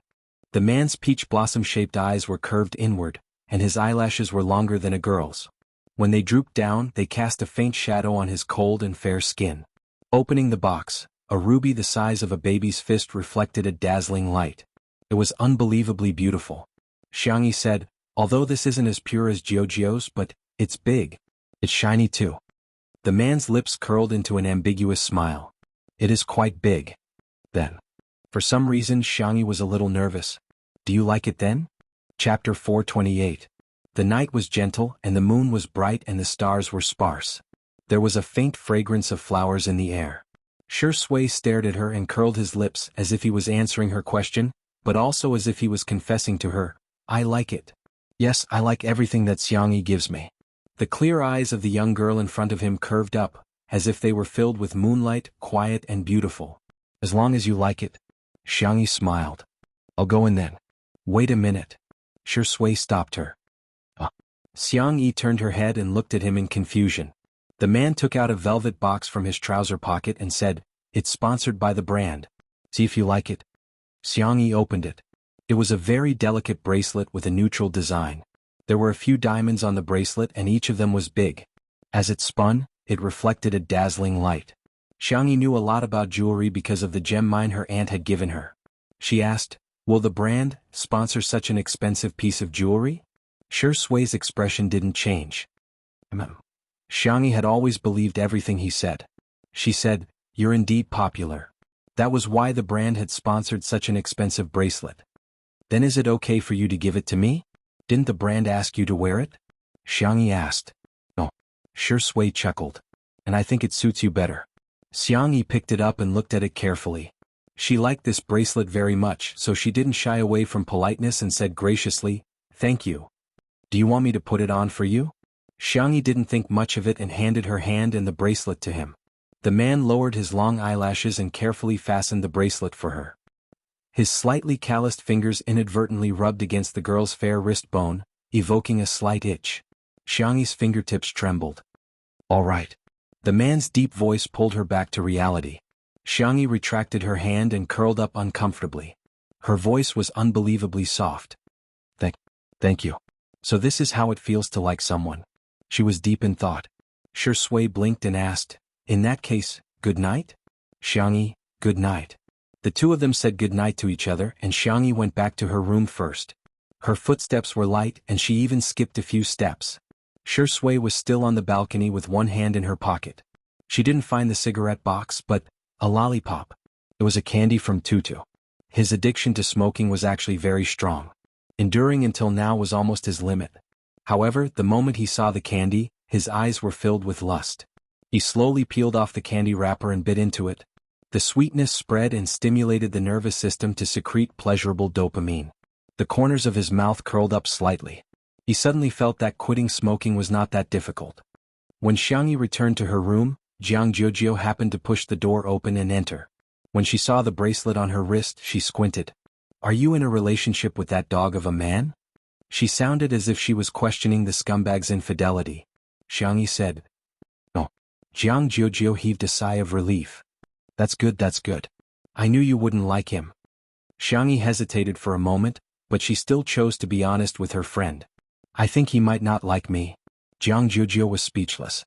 Looking at Jiang Jiujio's dumbfounded expression, Xiangyi calmed down. She didn't confess because she didn't want to affect Shi Sui during the livestream. However, liking someone wasn't something to be ashamed of. She nodded and said, "Yes, I like him." Chapter 429. Pitter-patter, Jiang Jiujio froze in shock as if she had been electrocuted. Her lips quivered and she couldn't believe what she had just heard. How could my adorable and perfect E fall for Shi Sui, that dog of a man? Jiang Jiujio raised her hand and checked the temperature of Xiangyi's forehead before muttering to herself. Why isn't it hot at all?" Xiangyi was caught between laughter and tears. "I don't have a fever." "No, you have a fever," Jiang Jiujio said firmly. "Sit here obediently, I'll go get you a thermometer to measure your temperature." She pressed Xiangyi onto the bed forcefully and after taking a few steps out, she realized that she was being a little too concerned and added proudly, "Don't misunderstand. I'm just afraid that you'll infect me with your fever." A few minutes later, Jiang Jiujio looked at the number on the thermometer, 36.8 degrees Celsius, and finally accepted the reality. E doesn't have a fever equals E is conscious equals E likes a dog of a man equals that dog of a man has snatched E away. Does he deserve it? He doesn't. Jiang Jiujio asked resentfully, "What do you see in him? Isn't he just good-looking? Isn't he just successful in his career? Isn't he just—" She suddenly paused and realized that she was talking about Shi Sui's strengths. She flew into a rage out of humiliation and said, Wake up, are you such a superficial person? You've seen all kinds of handsome men, must you be lusting after his face?" Xiangyi bit her lower lip and reflected for a few seconds before saying, "I think I am." Jiang Jiujio was speechless. Xiangyi said, "He has a great figure too, he has abs." Jiang Jiujio was speechless. "So you're not only lusting after his face, but you're also lusting after his body?" Jiang Jiujio was so angry that she couldn't sleep well the entire night and couldn't get up in the morning either. Xiangyi covered her with the blanket and went out for a morning exercise. When she returned, she watered the plants and sprayed some activator. Sister E. Fu Jian was like a monkey. His hair was uncombed and his face was unwashed. He rushed out and held his phone excitedly. "I'm famous." After one night, in addition to the trio's ensemble that attracted a lot of attention, there was also something that people in the circle didn't expect. Fu Jian was on fire. The fire could be said to have caught them off guard, but if one were to examine it carefully, it would be logical. His popularity was already there and he was also an A-list male star. It was just that he hadn't had any good works in a long time, so he had been relying on the image of the crown prince. He didn't expect that yesterday's interaction with Xiangyi would be trending, and his popularity would suddenly rise. His agent received a huge stack of scripts and he received invitations from crosstalk masters, comedians and Saturday talk shows. He was so excited that he spoke incoherently. Fortunately, Xiangyi was patient enough. After listening to him, she said with a smile, "Congratulations, you've gotten what you wanted. Do you have any variety shows that you want to go on?" Fu Jian clenched his fists and said with a serious expression, "Actually, I really want to go, but I think Jiang Jiujio is right. If I act in one show, people will like me because of one role. If I act in 10 shows, they might like me because of 10 roles. As an actor, I have to act well and perform well. That's the only way I can truly be responsible to my fans." When a young man was confident, he would look confident and dazzling even if he was unkempt. However, he only looked suave for 3 seconds before he smiled foolishly and said, "Sister E, let's hug for the sake of our half-siblings." Behind him, a dangerous gaze was fixed on him. P.S. The freshmen have been busy reporting for the entire day. Because my roommates all go to bed early, I might have to write a lousy update today in order not to affect others. If I can find a way to write it, I'll update it. You can read it tomorrow, but it might not happen. Anyway, you don't have to wait for today. Good night. Chapter 430. Fu Jian didn't notice anything and simply stretched out his arms to give Xiangyi a bear hug. Xiangyi remained calm and took a step back to avoid Fu Jian's touch. "You don't have to hug me." Fu Jian scratched his head and said, "I'm not that ugly." Due to the angle, Xiangyi didn't see the slender figure at the door. She said seriously, "It's not because of you, I have someone I like." Huh. Fu Jian was shocked. Sister E actually has someone she likes? Who could it be?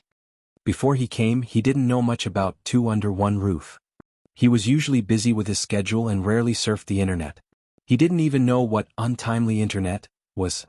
Simply put, he didn't even have a 2G internet connection. He wasn't even connected to the internet. Hearing the girl's calm and gentle voice, Shui tapped her fingertips against the wall, but the rhythm of her tapping was very chaotic. She has someone she likes. Could it be him? Or someone else? Shui realized that she was actually a little nervous. Until, Sister E, I'm here to pick you up. Her manager, Anan's brisk and enthusiastic voice came from the direction of the gate. He was carrying a large school bag, dressed in a short-sleeved shirt and jeans, looking like a fresh college student. Si Chuanbai, who was dressed in a suit and exuded an elite aura, was standing beside him. The two of them were about 10 centimeters apart in height and their clothing styles were very different. Surprisingly, they didn't look out of place when standing together. Anan. Xiangyi smiled and asked, "Have you had breakfast?" Anan said honestly, "Not yet, my car broke down and Mr. C sent me here." Si Chuanbai, who was beside him, suddenly covered his mouth with his hand and coughed twice. Anan immediately understood. Mr. C hasn't eaten either. Xiangyi said, "Come in then, I've cooked fish balls and rice noodles." Si Chuanbai smiled and said, "Sorry to trouble you, Miss Yang." The fish balls were made by Xiangyi early in the morning. She chopped fresh fish and mixed it with sweet potato powder. Then she used the fish as the skin and wrapped it with various fillings. The fish balls were white and shiny with thin skin and lots of fillings. The rice noodles cooked in the casserole were refreshing and smooth. After putting them into the bone broth, a spoonful of fish balls was poured over, chopped green onions, chili oil, soy sauce and other simple seasonings. The piping hot fish ball rice noodles was served in front of him. Gulp. Anan swallowed his saliva and suppressed his appetite. He pushed the bowl in front of Si Chuanbai. "Mr. C, please eat first." Si Chuanbai adjusted his glasses and passed the rice noodles over expressionlessly. "I'm not hungry yet." Anan's eyes lit up. "Then I'll eat first?" "Up to you." "Oh yeah." Anan cheered in his heart as he picked up his chopsticks and started eating. The rice noodles were slightly chewy, the broth was mellow and warm, and the fish balls were the best. He ate pork fillings, shrimp fillings, mushroom fillings, tofu fillings. Every one of them was delicious. Anan was so hot that he couldn't stop breathing. "Phew. Si Chuanbai said, "Slow down, no one's going to fight with you." "Wow, this is delicious. This is delicious too." When it was Si Chuanbai's turn, he used all his self-control but still couldn't restrain himself from eating. On the other hand, Fu Jiayin was also eating, without the burden of being an A-list actor. Anan was the first to finish a bowl and made a heart to Xiangyi. "Sister E, I love you." Xiangyi smiled and made a gesture of catching her heart. Although she hadn't known Anan for long, she felt that the two of them were like best friends. Little did she know that Fu Jiayin, who saw this scene, suddenly looked horrified. Chapter 431. Is the person Sister E likes her manager? Fu Jiayin's chopsticks paused in midair and he paced back and forth between Anan and Xiangyi. Sister E smiled at Anan. Sister E cooked another bowl of rice noodles for Anan. Sister E scooped a large spoonful of fish balls for Anan. The more he looked at it, the more suspicious it seemed. Fu Jiayin made a logical conclusion in his mind. Sister E treats Anan well, which means that Sister E likes Anan. However, in the next moment, the corners of Si Chuanbai's mouth were stained with soup. Anan actually took out a piece of tissue and wiped the corners of his mouth. He said in a concerned tone, "Mr. C, be careful when you eat, don't drip on your clothes." After all, his suit was so expensive that it could only be dry cleaned. It was very expensive. Si Chuanbai's body stiffened. "Thank you." Fu Jiayin was speechless. "Young man, why are you so gay?" "Sister E likes me and I like someone else." Isn't this a love triangle?" Fu Jiayin, who had imagined a huge drama, was so heartbroken that he couldn't breathe. He felt that it was unfair for Sister E. Sister E deserves better. Fu Jiayin was upset but he had nowhere to vent. Jianghu was still asleep and Si Chuanbai was the person involved in the love triangle. After thinking about it, he felt that Senior Shi was the only reliable person to listen to him. Unlike Anan and the others who were wolfing down their food, Shui ate slowly. However, he would finish everything that Xiangyi cooked.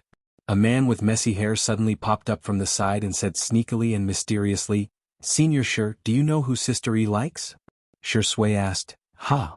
Anan. It's Anan." Fu Jiayin said in a surprised tone as if he had discovered a new continent.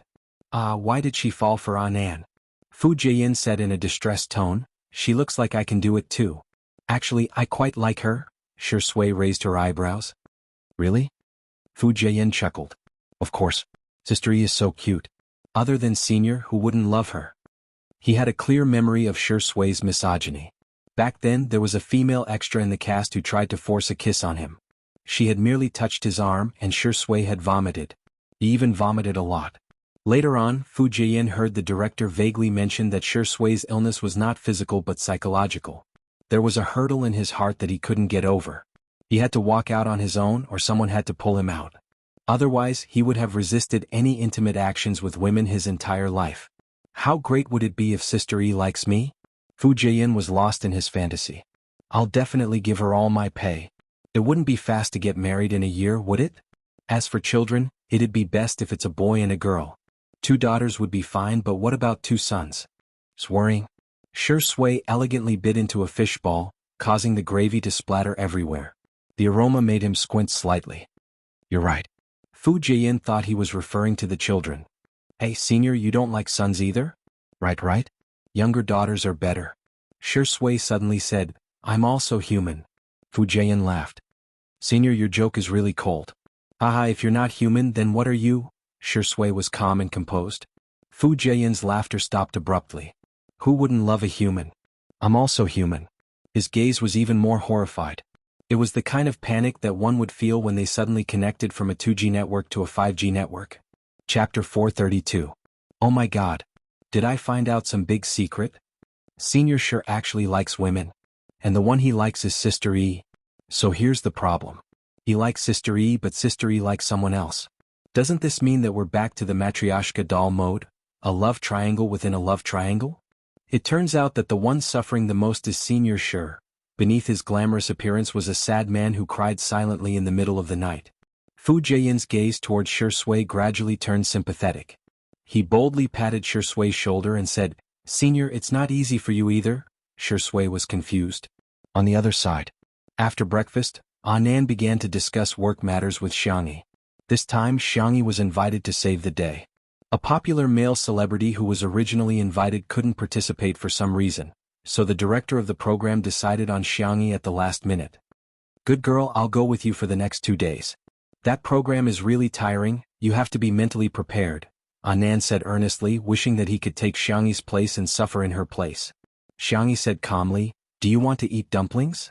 Wrap them up with meat, vegetables, and other delicacies and chill them for dinner? Anan was speechless. I'll eat.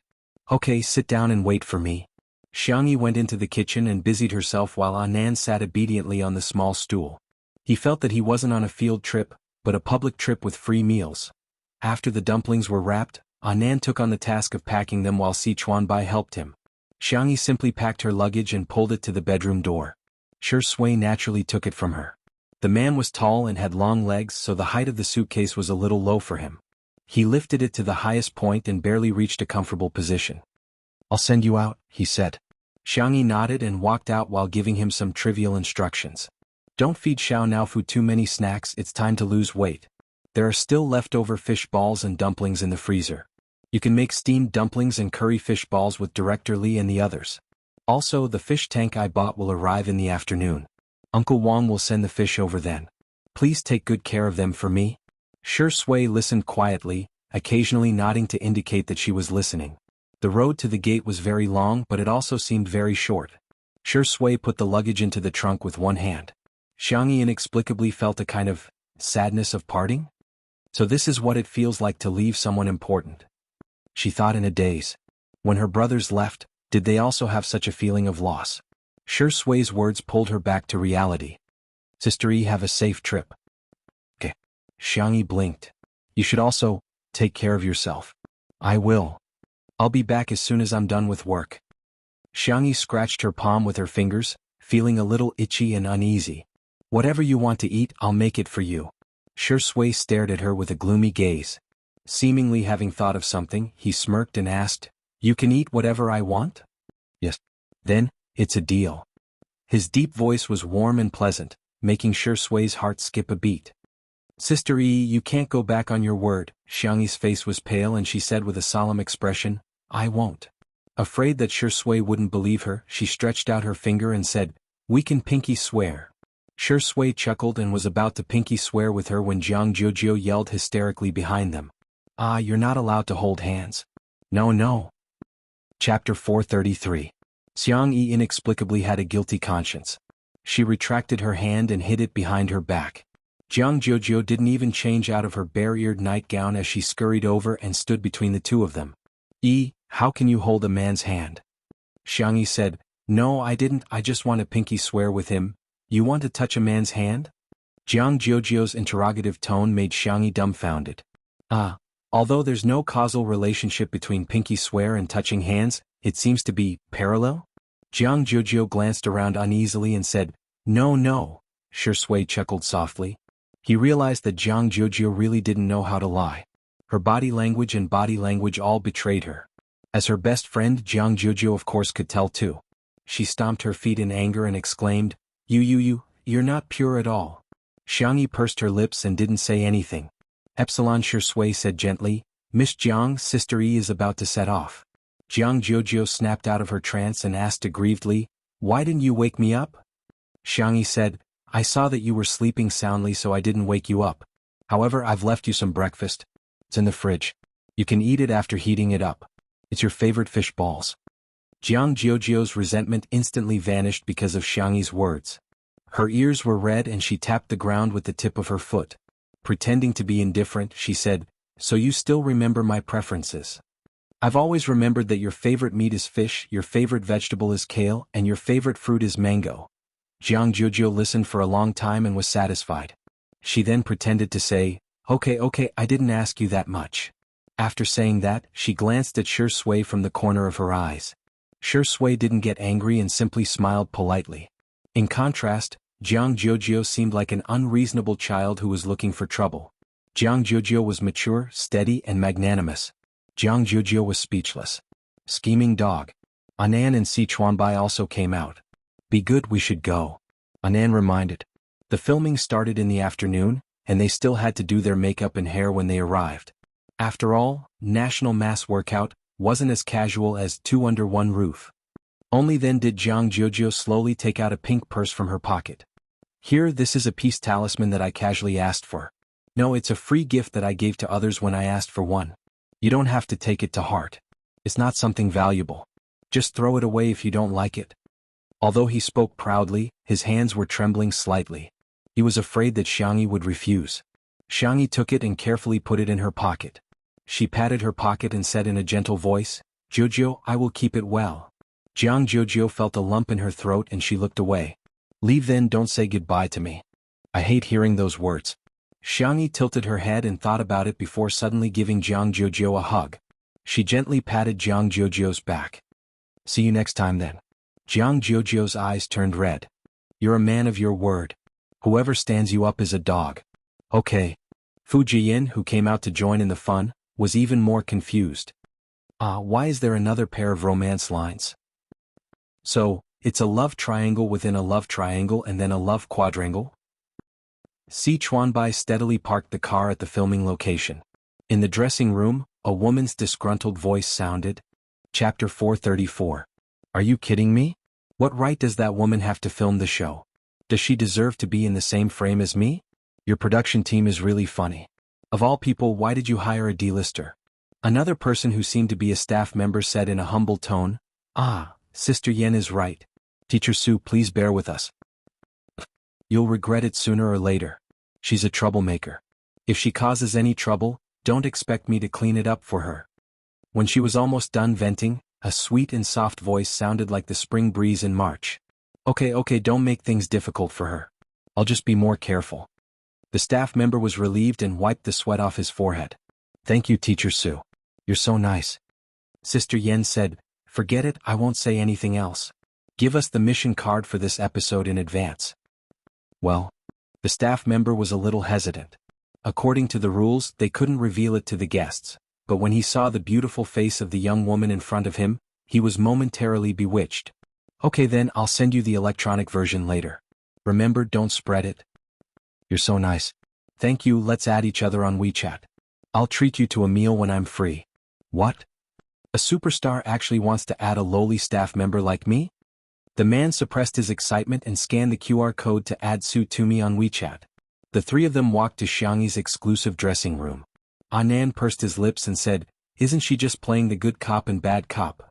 Be careful with your words. Si Chuanbai looked at Xiangyi and said, Miss Yang, it's better to stay away from such people. Xiangyi nodded. Anan's eyes widened. But she's obviously bad-mouthing Xiang Wan.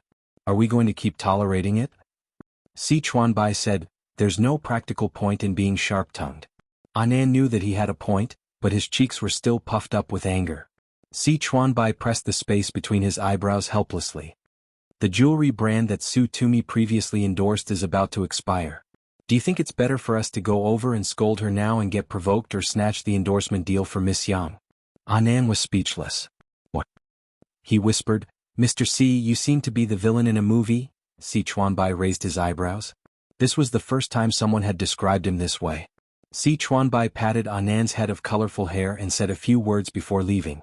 Anan stayed behind and accompanied Xiangyi to wait for the makeup artist and stylist.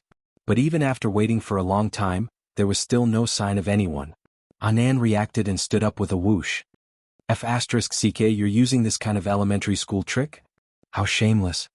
In the entertainment industry, it was very common for competitors to trip each other up. It was his negligence that he didn't think that there would be such a despicable trick. Meanwhile, the stylist was carefully styling Su Tumi's hair. She said carefully, Teacher Su, your hairline is a little high, why don't I put on a few pieces of wig for you? Su Tumi casually played with the manicure that she had just done while Sister Yen retorted, How can you say that? Our decadent beauty is the Barbie of the world. Stylist. Barbie dolls don't have bald heads.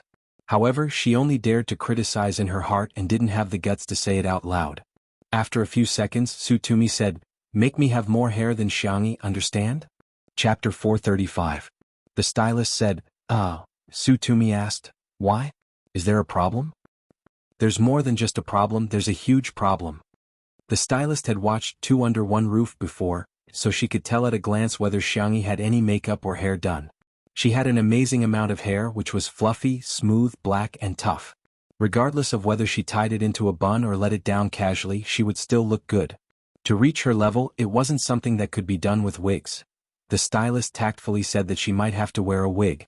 She initially thought that Su Tumi would give up, but to her surprise, Su Tumi raised her hand and Sister Yen took out several wigs of different colors and lengths from her large backpack. The stylist thought, that works too? Su Tumi's makeup and hair took more than 3 hours to complete. The girl in the mirror had long, chestnut-colored curly hair and exquisite, clear makeup. The pumpkin-colored eyeshadow made her beautiful eyes look exceptionally lively. The stylist already felt that she was beautiful enough, but she didn't expect Su Tumi to be unsatisfied at all. She even suggested that she change the makeup artist and stylist. In the end, even the assistant director was alarmed and personally came over to coax her for a long time. He promised that he would edit Su Tumi's photos frame by frame in post-production. Only then did Su Tumi reluctantly agree to record. The assistant director wiped his sweat and secretly lamented in his heart, Su Tumi is really hard to please. However, she was indeed popular and capable. She had won the Best Actress award at the age of 23 and she had a strong family background too. Even he didn't dare to offend her easily. Hence, he had no choice but to coax her. By the way, where's Xiangyi? Is she not done yet? The assistant director couldn't help but feel a little frustrated after being angered by Su Tumi. In fact, he didn't want to invite Xiangyi, but for some reason the director and scriptwriter decided to do it after watching Two Under One Roof for 5 minutes. It was simply unreasonable. One had to know that Xiangyi didn't even have a single piece of work that she was proud of, yet she was constantly on the hot search list. Her brother and grandparents were on the hot search list. Wasn't it all because she was born into a good family? The assistant director looked down on Xiangyi from the bottom of his heart. With the first impression, he instinctively vented his anger on Xiangyi. The assistant hurried over and came back saying, The dressing room is empty. Teacher Xiangyi is not in.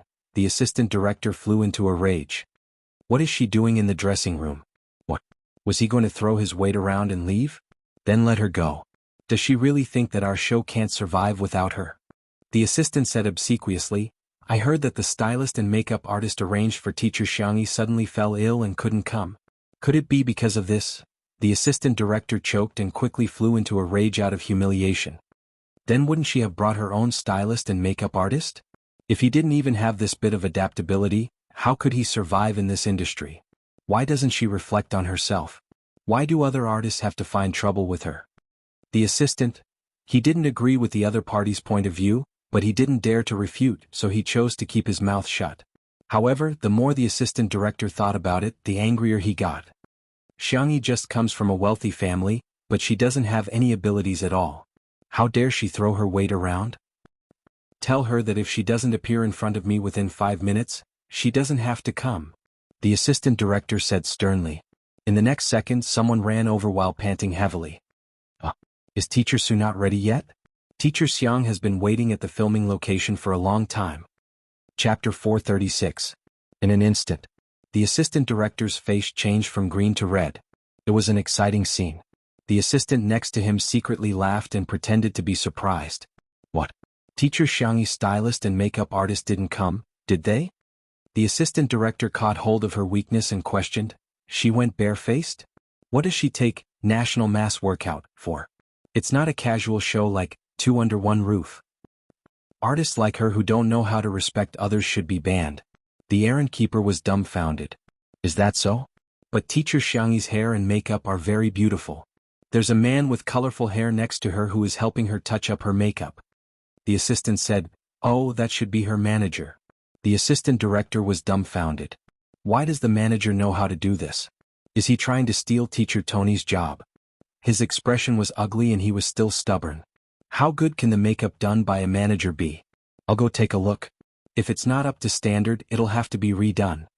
Everyone at the scene suddenly fell silent, knowing that he was going to cause trouble. The assistant was indignant. It'll take at least an hour or two to redo. Isn't he just deliberately making things difficult for her? However, his words carried little weight and he couldn't say anything. He secretly sighed and prayed in his heart, I hope Anan's skills aren't too bad so that Xiangyi won't be scolded too much. The filming location was Nanqing Gymnasium. The production team had contacted them in advance and there was an area in the gymnasium that was specially cleared today.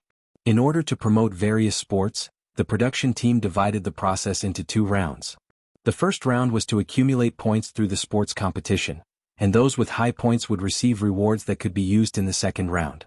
The second round was an all-member competition that had many forms, such as tearing off name tags, catching criminals and so on. In this round, they could use the props or various special cards obtained in the previous round. The first round of the day was archery. In order to make it more interesting, the production team used the method of drawing lots to choose different bows. There were professional recurve bows and cartoon plastic bows for comedic effect. The filming had yet to begin and the scene was chaotic and noisy. However, it was almost effortless to see Xiangyi in the crowd. The young girl's hair was permed into an egg curl and she wore a large red bow on her head, which made her milky white face look even more exquisite. At first glance, it looked like she was barefaced, but in fact, she was scheming. The base makeup was clear and flawless, and the eye makeup was delicate and gentle. There was no heavy makeup on her red lips, but it highlighted Xiangyi's good looks very well. She was unbelievably beautiful. The assistant director was stunned. He had never seen Xiangyi in person before, and the shock he felt at this moment was immense. That face seemed to be born for the camera. Every move was casual and lazy, but it was captivating. Coincidentally, Su Tumi and Sister Yen also came over. Due to Su Tumi's status, the staff nearby hurriedly took the initiative to greet her. As soon as the assistant director turned his head, he saw Su Tumi, who seemed to be exuding an exquisite aura from head to toe. However, there was really no comparison. Makeup was ultimately just a superficial appearance. However, beauty lies in one's bones, not in one's appearance. Xiangyi, who had an excellent bone structure, could really defeat Su Tumi with just a little makeup. The assistant director had never felt that his face hurt so much before. Su Tumi stared at Xiangyi with her fists clenched. Why does she have so much hair? Chapter 437. Seeing Xiangyi's thick and lustrous hair, Su Tumi's eyes turned red with envy. When she was a child, she had quite a lot of hair, but ever since she entered the industry, she had to go through a lot of styling and perming. Ordinary people would have their hair damaged after perming and dyeing it 2 or 3 times, let alone perming and dyeing it frequently. Coupled with the stress of work and lack of sleep, Su Tumi became more and more popular and earned more and more money. However, her hair also became thinner and her hairline receded rapidly. Her head could be broken and she could bleed, but she would rather die than lift her bangs. Sister Yin went against her conscience and said, "Indeed, an amateur is an amateur. You can't compare to Decady at all. Decady, you're in such a good state today. Let me tell you, after this episode is broadcast, you're going to gain a large number of fans for your looks." Oh, she's really pretentious. Who is she trying to bluff with a bow and arrow? Not far away, Xiangyi was picking up a cool black recurve bow. Her body was leaning sideways, standing tall and straight, but her shoulders were turned to face the front of the arrow path. She slowly put an arrow on the bow and slowly pulled the bowstring, with a clang. She hit the bullseye. 10th ring. The number automatically popped up on the electronic display screen. Cheers and gasps of shock filled the air. Damn. She's so cool, so cool. Are you kidding me? Are you a professional here to torture scum? Oh my god, Xiangyi is so impressive. She hit the bullseye with one arrow. Sister Yen was speechless. 10th ring? Are you a damn celebrity or a national team player? While she was in a daze, Tsutomi brushed her hair and walked towards Xiangyi aggressively in her white shoes. By the time Sister Yen reacted, Tsutomi had already walked towards Xiangyi, scaring her so much that she broke out in cold sweat. Although Tsutomi was a troublemaker, she was very disdainful of scheming. She didn't put on airs either and often added everyone on WeChat. In Sister Yan's opinion, she was a little too arrogant and silly. Hence, she often played some tricks openly and secretly. On the surface, she deliberately asked for the mission card in advance today. On the surface, she secretly bribed Xiangyi's makeup artist and stylist. If they got into a conflict in public, it would be bad for public relations. Sister Yen hurriedly chased after her. Xiangyi tried the bow and found that it was still there, so she put it down. Suddenly, there was a sweet fruity aroma beside her. Xiangyi sniffed lightly and distinguished the smell of sea salt, sage and persimmon. Bright and sweet. She turned around and looked at Tsutomi. Tsutomi's tone was aggressive, but the words that she blurted out made Xiangyi stunned. What brand of shampoo are you using? Xiangyi? ? And what's the brand of conditioner, hair mask, essential oil and comb? Xiangyi? In Tsutomi's eyes, her blank expression was a silent provocation. Hey, are you going to say that you don't take care of your hair at all? Tsutomi sneered. Do you think I'll believe you? Forget it if you don't want to say it. I'll find the brand you're using sooner or later. Xiangyi. I forgot some of the brands. Let me look for online orders. Do you need a link? Tsutomi, yes. By the time Sister Yen trotted over, she realized that the two of them had added each other as friends and were still discussing a topic that confused her. I'll buy it tomorrow. I think I can get 300 to 30 yuan. Sure, you can add on the category coupons and VIP discounts. You can save even more. Really? You're so good at math. Sister Yan's head was filled with question marks. Are you women who lack money? Chapter 438. Sometimes, the friendship between girls can really be described as magical. Clearly, they could call each other sisters when they met for the first time, and best friends who had been playing with each other for years would also let each other call each other daddy. Collecting and stocking up is a human instinct, and shopping is a woman's joy.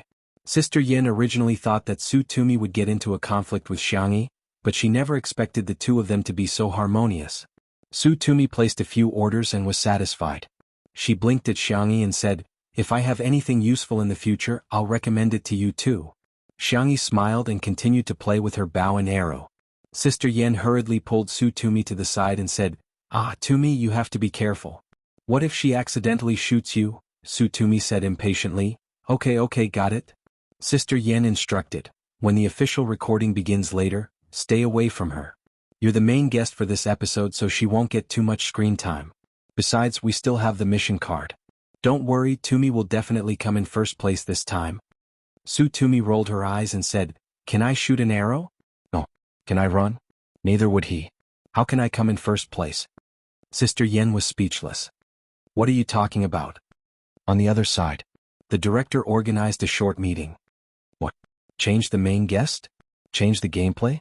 When he heard the screenwriter's suggestion, the assistant director couldn't accept it at all. The previous plan for this episode was quite good. It's not appropriate to suddenly change it now. The director was calm and collected. He picked up the thermos and drank a mouthful of goji berry water before saying indifferently, Didn't you see the scene of her shooting the arrow just now? What does a variety show need? The assistant director was originally displeased with Xiangyi. Once a person is prejudiced, everything the other party does is wrong. He said straightforwardly, She's not suitable. Our production team has never changed the main guest to the one with the lowest status. If we change it this time, who knows how the netizens will criticize our show. You know that the netizens nowadays will boycott whenever they want. I believe everyone doesn't want the reputation of the show that we've painstakingly built to be ruined because of a mistake in decision-making, right? The director looked at him deeply and didn't criticize him. Instead, he answered his own question. What a variety show needs is a joke, a highlight, and a thrill. With these three, one could rule the world. I think Xiangyi has the potential to be the main guest. The scriptwriter added, that's right. That's why I suggest that we use the same strategy as in the video game. We should highlight Xiangyi for this episode and let her give the show a different soul. The assistant director was speechless. He felt that the two of them had gone crazy. It's up to you, he said stiffly. If it doesn't work, don't blame me for not warning you. The director, scriptwriter, and the others discussed the new game rules and plans in low voices. The assistant director felt indignant. Just wait, they will definitely regret it. Instead of using Su Toomey as the main guest, they went to replace her with an inexplicable woman. It was simply unreasonable. He hadn't realized that he had been ignored by the core members. The official recording began. Ladies and gentlemen, welcome to this week's National Mass Workout. I'm your good friend Xiao Yao. The host was the resident MC Wang Yao, who had acted in many family dramas and was very well known among the middle-aged and elderly. First of all, let's welcome our sister Yi Xiangyi. Outside the venue, Sister Yan's expression changed instantly. Chapter 439. There was an unwritten rule in National Mass Workout, that the first flying guest to be queued would be the main guest of the episode. As the name implied, the main guest would have the most screen time, and even an A-list celebrity wouldn't mind less exposure. Hence, the main guest was a must-have for every episode. Of course, the program team had a high degree of freedom and could choose whoever they wanted. However, Sister Yin had already tacitly agreed that Su Toomey was the main guest, but she didn't expect Xiangyi to be the main guest. It was just like a cooked duck that had flown into the mouth of a detestable person. The several seniors invited for this episode were more relaxed and didn't intend to fight for it. Another popular young hunk and a popular web drama actress looked at each other but didn't say anything. Su Toomey yawned in front of everyone's eyes. Sister Yin was speechless. Are you sleepy at this time? How can a child of your age fall asleep? After announcing the guest list, Wang Yao announced the rules of the first round. They would first draw lots and shoot arrows according to the bow they drew. Each person could shoot 10 arrows, and the person with the highest total score would be in first place. I now announce that the National Mass Workout has begun, Wang Yao said with a grin. Jokes aside, the people present were all celebrities and they couldn't possibly be as obedient as primary school students. Before they drew lots, everyone was chatting, drinking water, studying the target and discussing the bow. It was a mess. Wang Yao complained incessantly, everyone please cooperate with me. If you don't, I'll be fired. He had a humble character in National Mass Workout, and was known as the host who couldn't control the situation in the entire entertainment industry. The netizens would always despise him while laughing. The variety show was quite effective. Xiangyi took the lead to draw lots. Wang Yao asked mysteriously, Sister Yi, what did you draw? Is it a recurve bow? I think you'll definitely look super cool with a recurve bow. It's not a recurve bow, but it should be cool too, Xiangyi said confidently, as if she had drawn a god-level weapon. In the next second, she picked up the only cartoon plastic pink bow and arrow on the scene and calmly pulled the bowstring. The girl stood upright and in a standard posture, but the more serious she was, the funnier she seemed. The director sitting behind the camera couldn't help but laugh out loud. The seated player had drawn a cartoon bow and arrow, which was a joke of its own. Soon after, the others also drew horn bows, crossbows, and hilarious slingshots. However, the most amazing thing was that Su Toomey had drawn the most professional recurve bow. The camera caught her dumbfounded expression. Su Toomey carefully picked up the bow and pretended to shoot an arrow. She raised her chin proudly and asked the person beside her, "Does my bow look good?" "Yes." Xiangyi happened to be beside her. "If you hold it like this, it'll look even better." She was at the back and raised her hand to help Su Toomey adjust the way she held the recurve bow. From a certain perspective, it seemed as if Xiangyi was holding Su Toomey in her arms. The assistant director could not help but say, "What nonsense is Xiangyi doing? Jun Han and Su Toomey should be the ones acting in such an idle drama." Director, "The weather is really good." Screenwriter, "Drink more hot water." Assistant director, "Is there something wrong with these two? Why are they not answering the question?" A living person like him was talking. Were they deaf? Chapter 440. Little did she know that when the staff saw this scene, especially the girls, they wished they could shriek like groundhogs.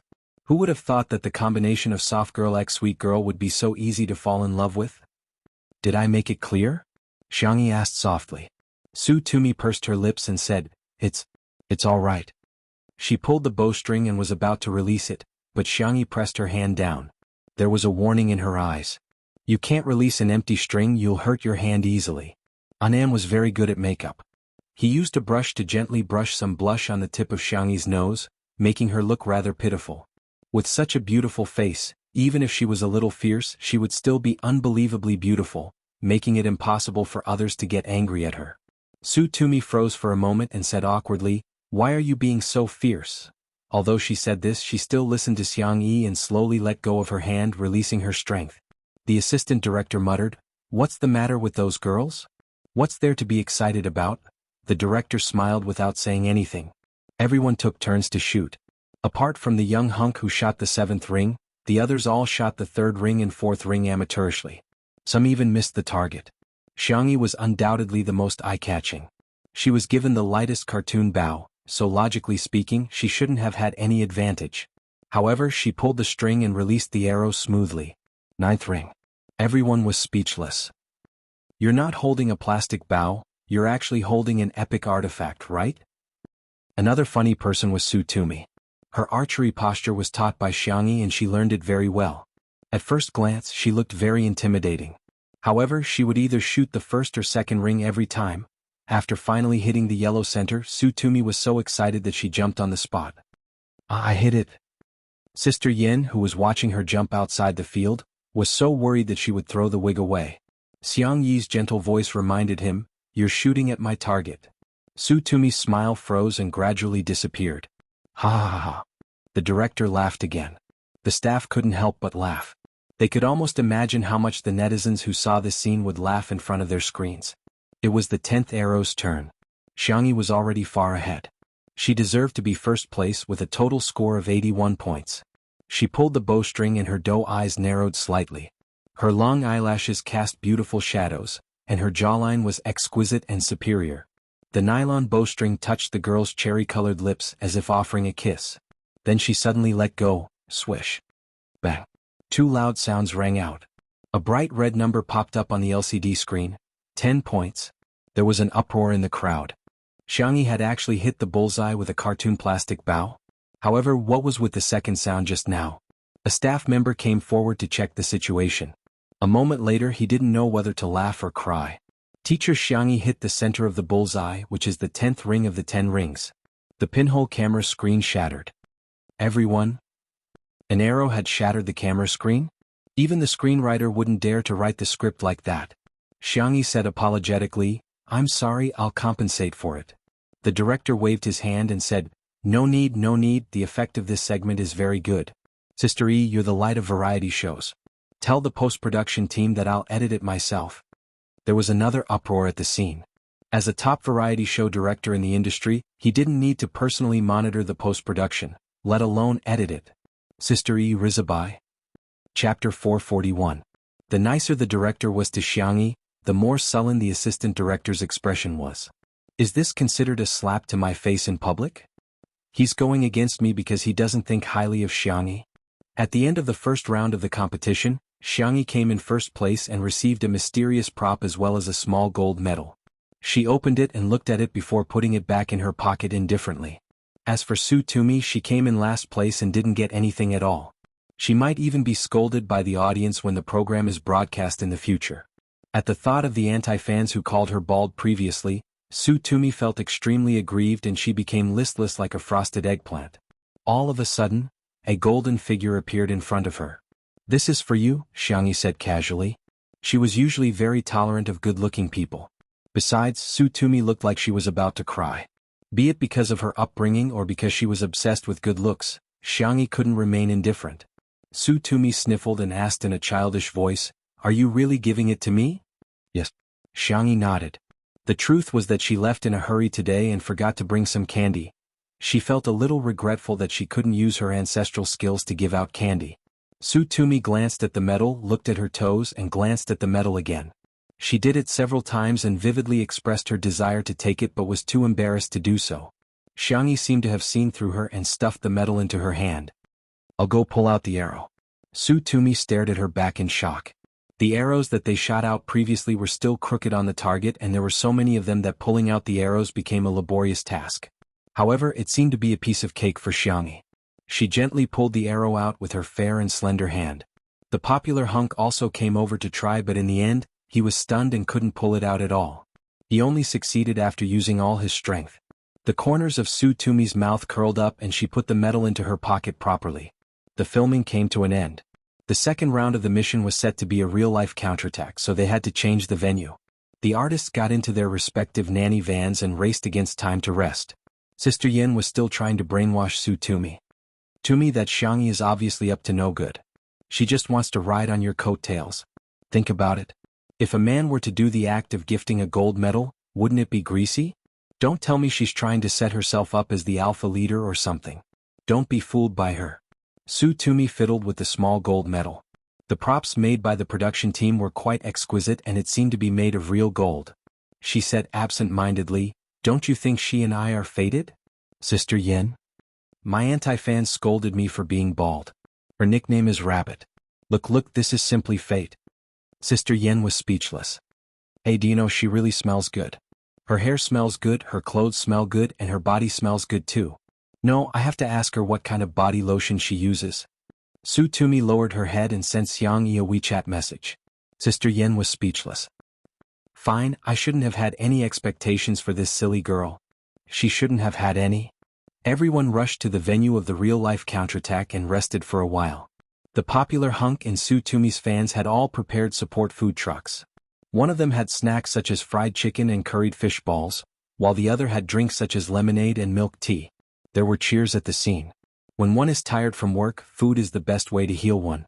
The assistant director ate the fish balls in big mouthfuls and complained in a muffled voice, Tiske, that person doesn't even have a support team. She's really miserable." Before he could finish,